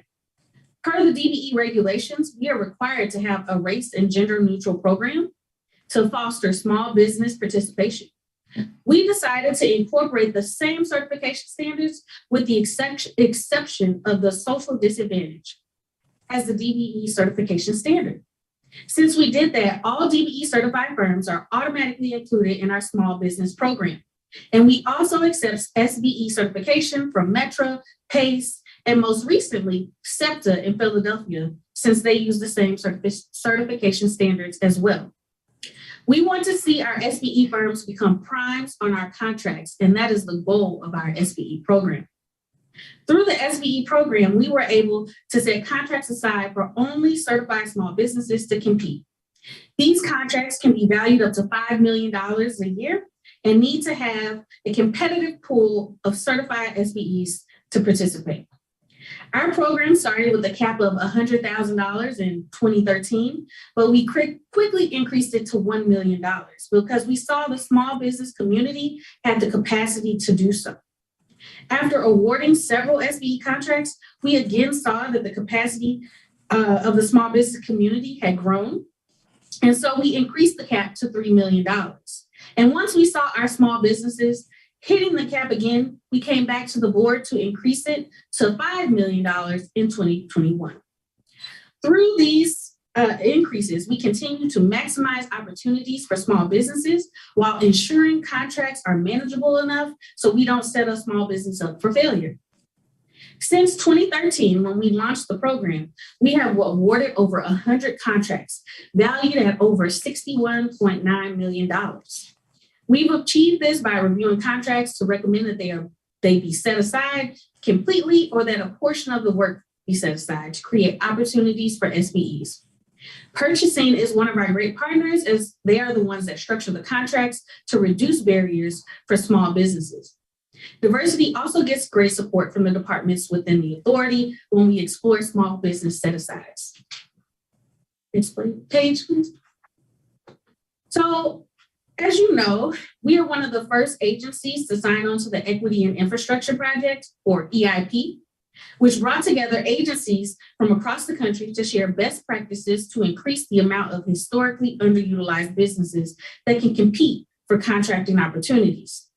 Through this initiative, we partnered with SEPTA to create an MOU to accept each other's SBE certifications and are working to recruit more agencies to sign on to it. This will help our SBE firms compete on opportunities in other markets so that they can continue to grow. It is no coincidence that we were one of 2 transit agencies that were asked to be one of the first signers to EIP. CTA is a recognized leader in the infrastructure industry for our innovative approach to DBE and SBE. And we have leveraged the DBE program to uplift small businesses and create growth within our communities and are consistently looking at ways we can improve the program. Next slide, please. So I just want to highlight that we don't just set goals, we also assist our DBE and SBE firms in building their businesses. So CTA is an innovator in connecting firms with technical and financial capacity building, allowing our DBEs to have successfully grown their businesses and participated on mega projects such as the 95th Street Terminal Project as a joint venture, and that was Millhouse Engineering and Construction. With feedback from our advisory committee, our mentor protege program has been successfully implemented on contracts such as RPM, creating industry leaders from our DBE firms. Next slide. So our programming includes classes from industry experts through our small business educational series, a 9-week cohort program in capital sourcing, technical and procurement assistant, and back office support through Building Small Businesses program. Both of these programs have evolved over time and are a reflection of our commitment to help small businesses grow and prepare to not only bid on CTA contracts, but to successfully perform and grow from it.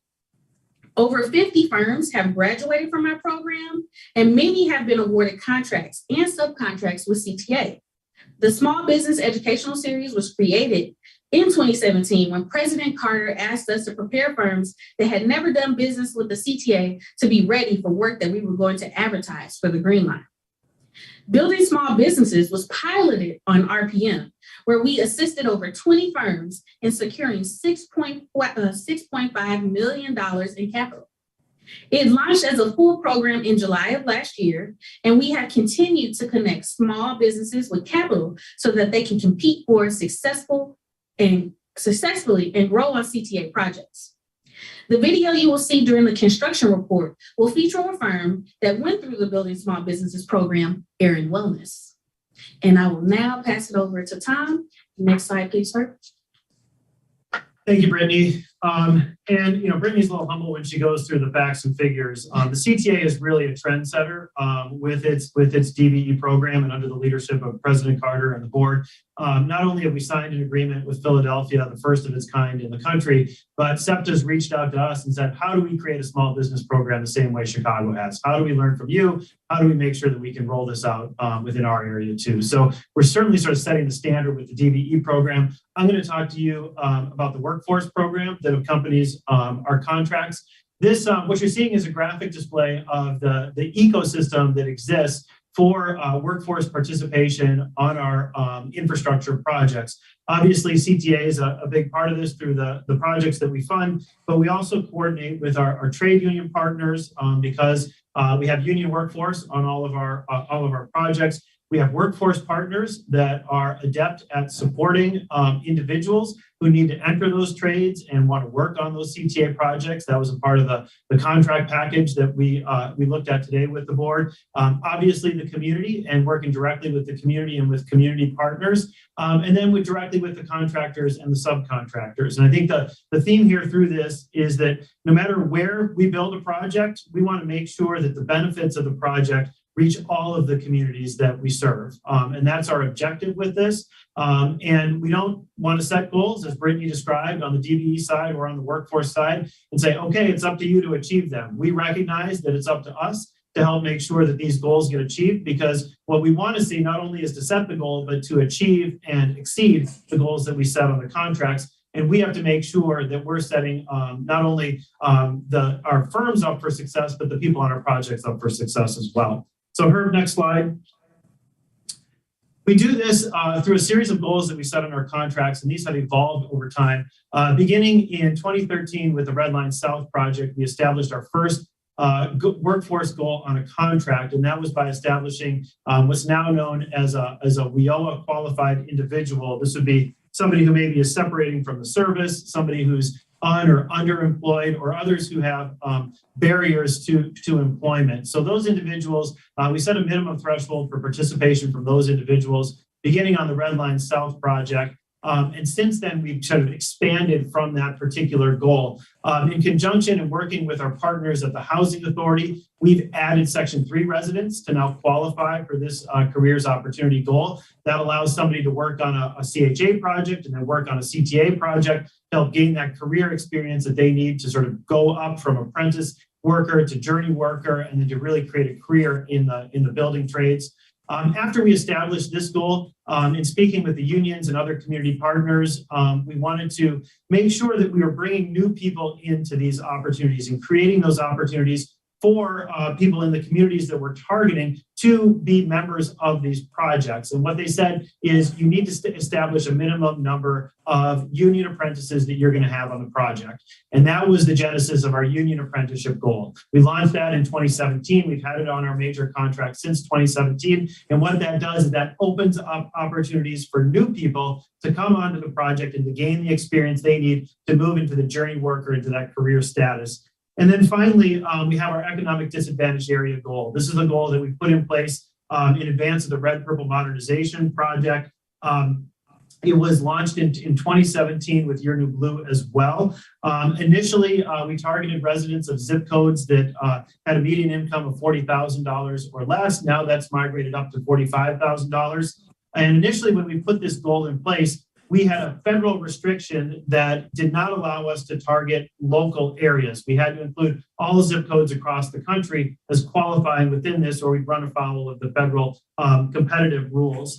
So we put that in place. It was a federal goal at the time. And then in working with initially the Obama administration to pilot a program where we could put local hiring goals on a contract, we were one of the very few projects in Illinois that actually did that. That was used as a basis and evidence to the Biden administration to say that they could lift that federal restriction on local hiring. And now, thanks to the leadership of President Carter, thanks to the leadership of this board, we've been able to put in place an economically disadvantaged goal that targets the local communities that are in our service area that meet this qualification to meet this goal. So it's been a great success of this program, and one of the areas where CTA has been a leader in really creating workforce goals on our contracts. We go to the next slide. You'll see an example of this on RPM. So on RPM, we've established these three goals. You can see 10%, 15%, and 35% respectively. We audit these goals, audit the workforce weekly that's on the project. We go out and make sure that we're not just waiting until the end of the project, right, to see how the numbers come in, but week by week, checking in with the contractor, making sure that the folks that are working on the project and that they're submitting to meet the goals are actually sort of residents of the communities that we're targeting, and making sure that that this is actually, the goals are actually, the benefits of the goals are flowing to the communities and the individuals that they're intended to flow to. So far on the Red Purple Modernization Project, you can see the numbers up there. Residents of economically disadvantaged areas have worked over 339,000 hours and worked and earned almost $19 million on the project. We're a little bit more than halfway done with the labor on the project, so those numbers are only going to go up from here. In addition, not only do we establish goals on construction projects, we are extending that to service projects and professional service projects. So we're putting economically disadvantaged area goals on some of our service contracts. Again, this is an area where CTA is one of the leading agencies to do that. We're hoping to see positive results and sort of build from there. You can see some of the upcoming projects that are going to have those workforce goals. And the aim of the workforce goals is to create a consistency across projects. A lot of our projects may only be a seasonal project, 4 months, 6 months in nature. RPM is a notable exception, but by placing these goals consistently across contracts, we're able to create a consistency of opportunity where somebody may come in as an apprentice on one of these three projects that are listed here, maybe on the Austin Green Line or on the rail maintenance facility. But then we have the same goal as extends to the Red Line extension, so a person can gain that experience and then work on future projects on CTA, knowing that we have a consistency of those goals. In addition to support our workforce programs on manufacturing contracts, we put in place a U.S. employment goal. This targets manufacturing work in the U.S. We put this in place on all of our major rail and bus vehicle procurements. The facility that was built on the south side of Chicago, you see a picture here from the shop floor there. That is actually part of the U.S. employment plan commitment that was made by the rail manufacturer to meet the U.S. employment plan requirements.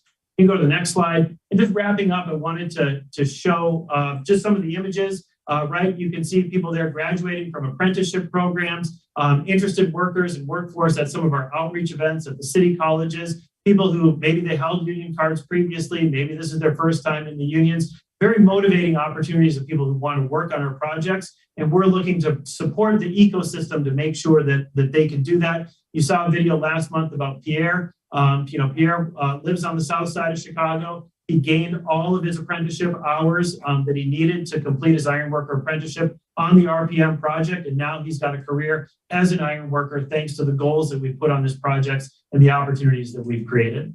So with that, I'll open it up for questions for myself or for Brittany. Well, thank you, Brittany and Tom, for your presentation. I'm glad to see that the CTA is leading the industry in creative approaches to ensure equitable opportunities to participate on CTA contracts, projects. I would encourage the team to continue to expand efforts. For example, I think, Brittany, you raised the mentor protege program, especially when we see contracts that there's no DBE participation. We want to basically make sure that somebody's being brought along on some of those. I think in those cases, we look to see how primes can bring underrepresented individuals along on business development opportunities. So I want to thank you for sharing this morning and bringing us up to date. Open it up to any board members at this point who may have any further comments. Director Lee? Just a quick comment. Thanks again for all the hard work that Tom and your team have been doing, Brittany. Just wanted to also emphasize, while I applaud all the work, which is, we got to keep going and we can't stop here, and expanding, and also just widening the net to include people with disabilities, because a lot of those folks are underrepresented and underemployed as well. So just keep up the good work and let's cast the net a little wider. Director Ja, Thank you, no questions. Director Miller, Keep up the good work. Thank you. Director Jakes, No questions. Director Ortiz. Just want to also second the importance of this work. It's really critical. I think all the numbers in the economy, it shows the importance of small businesses. And so I'm really glad that we're taking all of these different and deep steps into encouraging this work and this collaboration with communities. Mr. Chairman, just a couple of sort of summary comments, and I was taking notes on the board members' comments as well, and we'll follow up on all of that, particularly people with disabilities. I think, Director Lee, you're correct. I don't know how much of a focus we have placed on that particular group, but we should be trying to make sure that we're incorporating them into our broader efforts as well. And certainly there are contracts where that may be an opportunity that we have yet to explore. All of which is to say, I don't by any stretch of imagination view our work as completed based on what you just heard. If there's anything that I hope you took away from the historical discussion of everything we put in place, is that we've been building on top of each other. When I came here as president, I really tasked my team with doing a couple of things. One was starting to increase the pool of available DBEs who could do work on CTA. The second is increasing the opportunities for those DBEs to do work on CTA. And the things that you have seen that we put in place have been intended to address both of those goals, along with our breaking up of contracts and really doing things that may not be as efficient as we could do it from a procurement standpoint or from a project standpoint, but are opportunities for us to create these types of additional opportunities for companies to do business with us. And it's been important to me that we're not only creating opportunities for them to get business with us as subs, but that we're also starting to create opportunities for them to get business with us as primes. I have stressed, particularly to our major contractors, that seeing just them at the table and not, other subs, diversity of who's working on your project at the table is a lost opportunity with them, because they need to learn what it's like to interact with the head of CTA and to hear from the head of CTA about what our expectations are on projects and what we're looking for in accomplishing.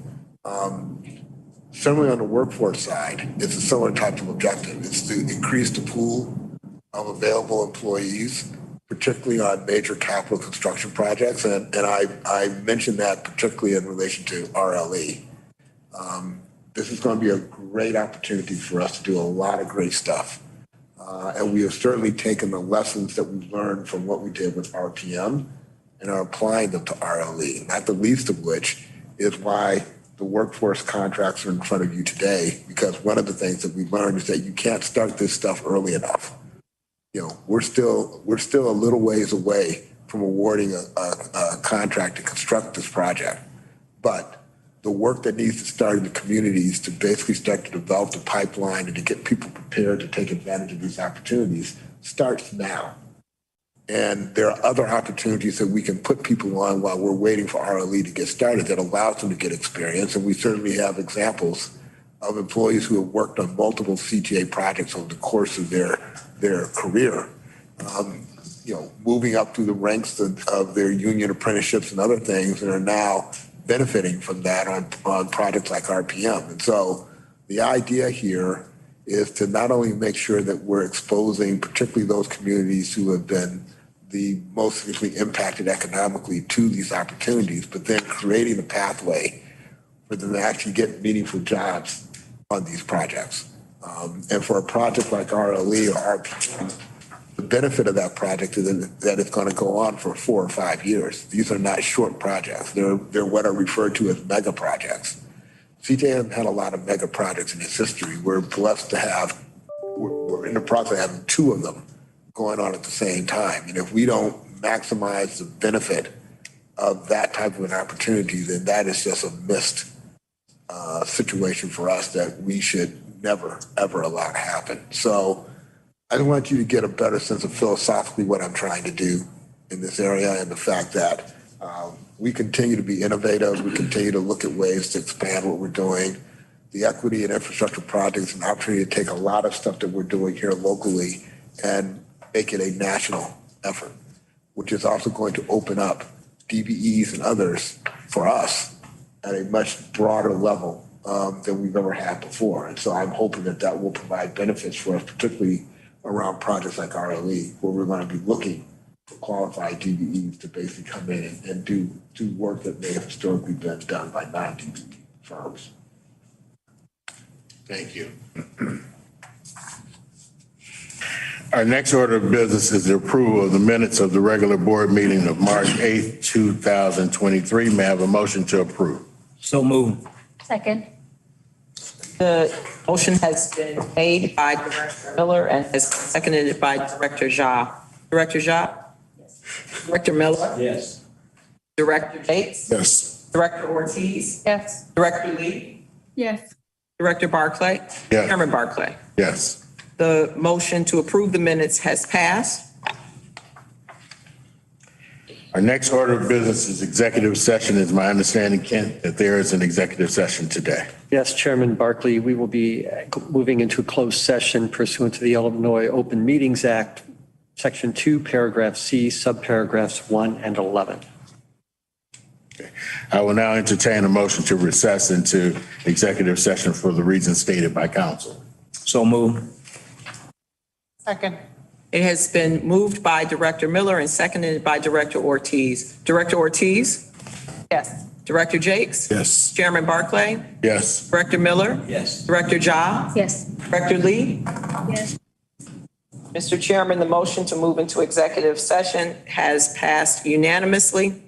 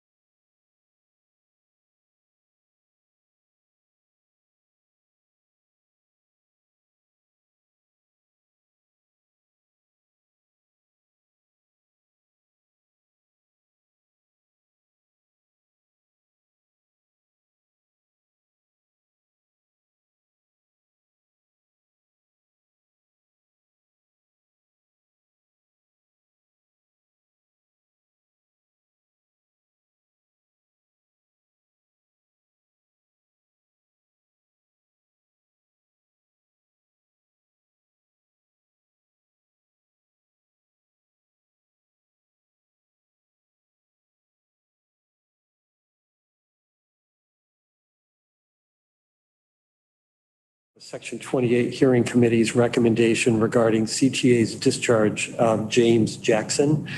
Mr. Jackson requested a hearing to contest his discharge under Section 28 of the Metropolitan Transit Authority Act. The hearing was held before an appointed committee, and after considering all of the evidence presented in the hearing, the committee has recommended that the Chicago Transit Board sustain Mr. Jackson's discharge. Thank you, Ken. May I have a motion to approve an ordinance sustaining the discharge of James Jackson? So move. Second. It's been moved by Director Miller, seconded by Director Ortiz. Let us take the vote. Director Ortiz? Yes. Director Jakes? Yes. Chairman Barclay? Yes. Director Miller? Yes. Director Ja? Yes. Director Lee? Yes. There is a unanimous vote to sustain the motion that has been made by Director Miller. Our next order of business is board matters. Georgette, do we have any board matters? Chairman Barclay, we have no board matters this month. Our next order of business is a report from the Committee on Finance, Audit, and Budget. Director Jakes. Committee met earlier this morning and approved the March 8th committee minutes and reviewed the finance report. The committee reviewed one ordinance, an ordinance authorizing a co-promotional trade agreement with the City of Chicago through its Department of Cultural Affairs and Special Events for 2023. The committee also reviewed 15 contracts. The committee approved and recommended for board approval one ordinance and the 15 contracts. The committee placed the ordinance and 15 of the contracts on the omnibus. That concludes my report, Chairman Barclay. Thank you, Director Jakes. I will now entertain a motion to approve the omnibus as stated by Director Jakes. So move. Second. It's been moved by Director Miller and seconded by Director Ortiz to approve the omnibus. We'll take the vote. Director Ortiz? Yes. Director Jakes? Yes. Chairman Barclay? Yes. Director Miller? Yes. Director Ja? Yes. Director Lee? Yes. The vote is unanimous. Our next order of business is the construction report from Bill Mooney, Vice President of Infrastructure, Brittany Johnson from Diversity Programs. Good afternoon, Chairman Barclay and directors. I am Bill Mooney, your Chief Infrastructure Officer, and I'm joined by Brittany Johnson. We'll begin our construction monthly update with our CDOT Lake Pine Damon Station. Most of the activities in the past month has remained focused on rehabbing the existing structural elements to be able to accommodate the new platforms, as well as the preparation for the foundations for the station house. We've moved forward to the photos on this and see some examples of this. I showed you last month, most of the existing structure in that area has been put on temporary shoring while they rebuild the columns and the column bases. But here is an example of that shoring, as well as them excavating out what was done, some foundation work that was done in our previous portion of the contract, creating new foundations and micropiles, very similar to what you've seen on RPM and other projects we do. And if you move forward to the next slide, please. And here they are hanging the new column bases and looking to tie into those micropiles. Those micropiles are those kind of round brown things towards the bottom of that pit there. So they'll form up a rebar cage and pour up all the concrete to the new column base there that gives us the new thicker foundation that the platform, the new platforms will be sitting on, as well as the existing structure. Next slide. And here's the other portion. This is over in the station house area. So as you've seen on recently on Damon Substation, some of the RPM project work, one of the key aspects as we start to build buildings out of the ground is getting a good foundation. Here they are getting ready to pour the grade beams. This is really what the foundation of the new station house will be built on. And they're getting ready and starting to pour those and those bubbles. Next slide. Our next project is our non-revenue rail vehicle facility. Is progressing forward very actively.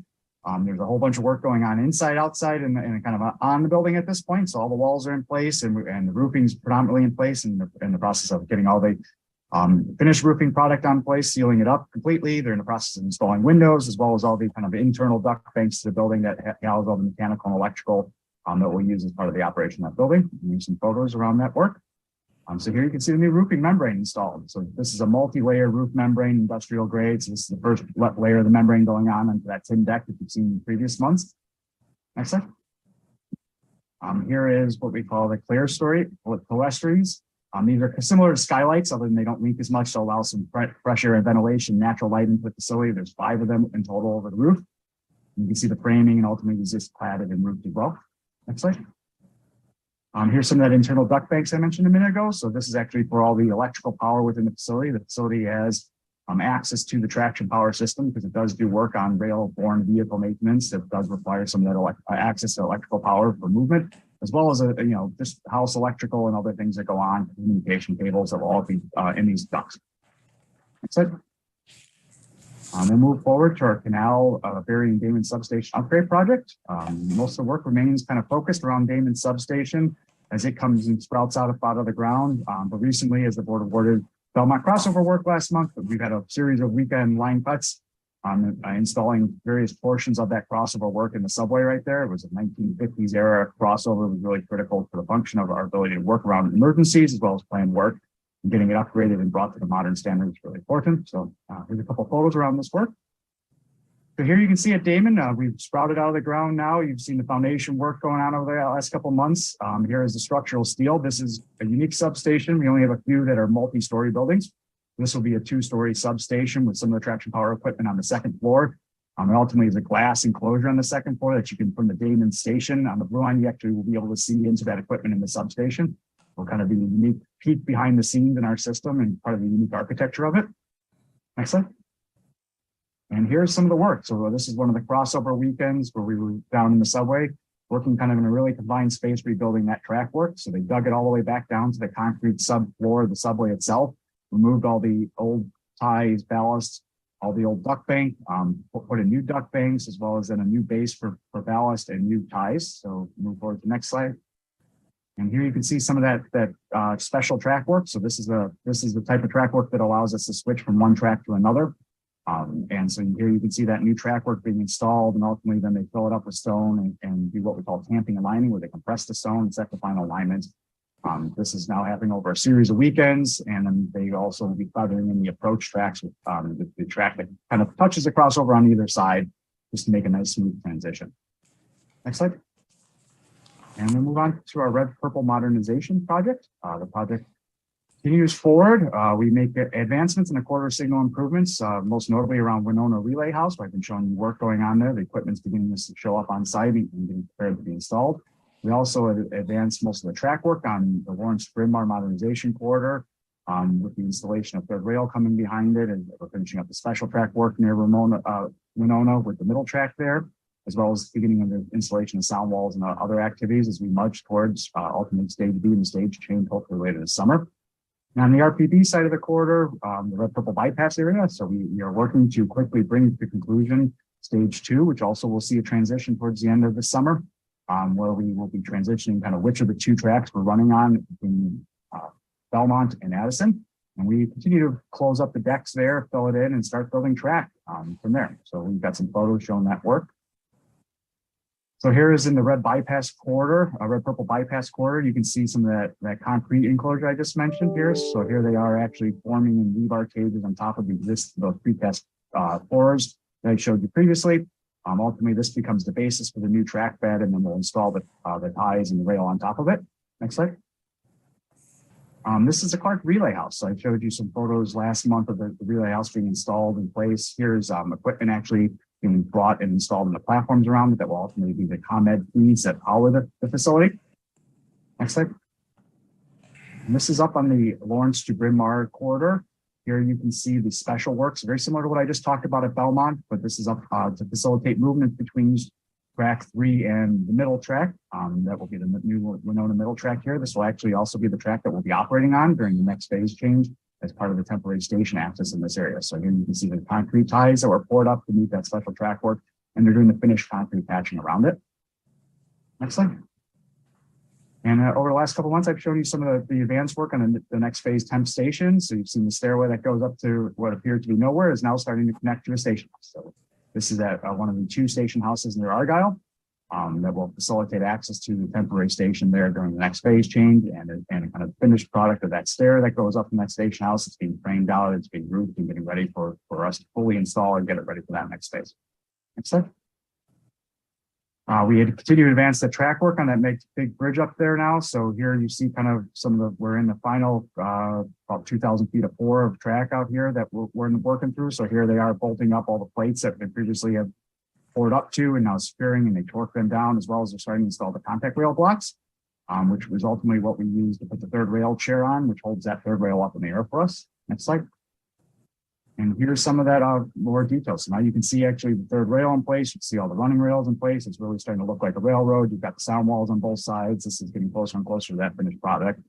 This is towards the further northern end of the area, up closer to Thorndale. Next slide.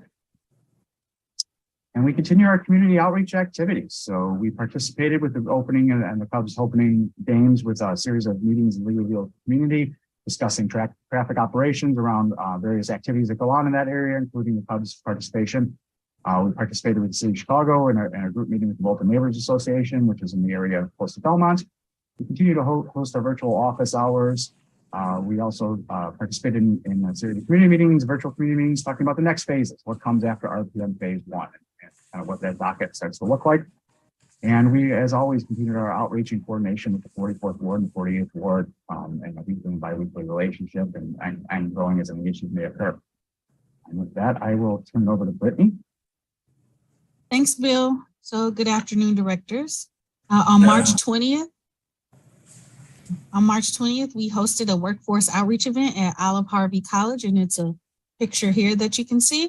The event was targeted to union cardholders with an interest in learning about trade employment opportunities on CTA's Red and Purple Modernization Project.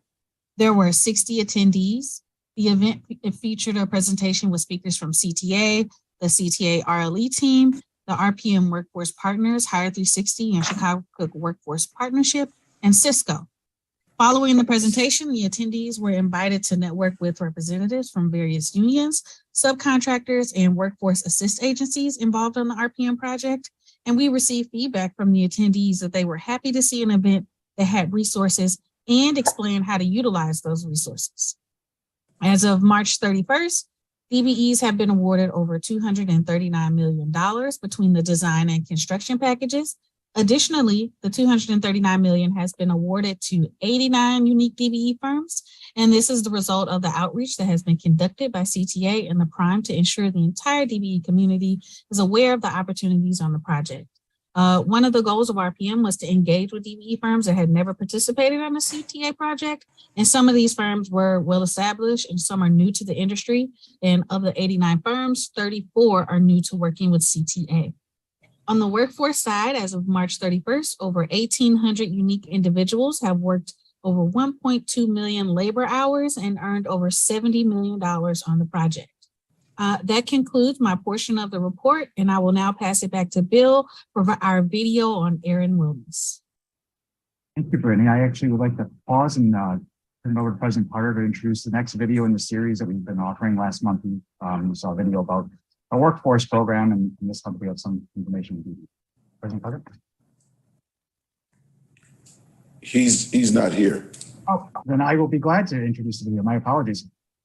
Yeah, so we introduced last month a series that we are highlighting some of the great impacts the project has made, kind of broader than just the scope of concrete and steel. Last month, we highlighted a video around the workforce program with a gentleman named Pierre, who is in the iron worker trades, talking about what the project impact has been for him. This month, we have a great video about a firm that has worked through our Building Small Business program, as well as got kind of a leg in the industry based on the opportunities that RPM offer them. And I'll let the video speak for itself from beyond here.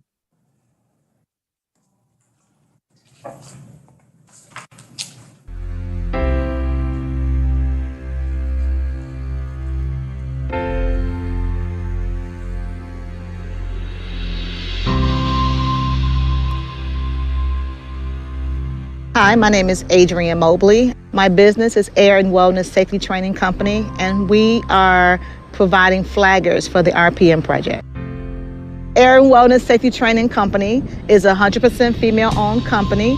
We are on the south side of Chicago, and we provide safety training, safety consulting, maintenance of traffic, caulking services, and fence installation. My experience with the RPM project has been great. It's been phenomenal. All of the staff that I've encountered has been very, very helpful.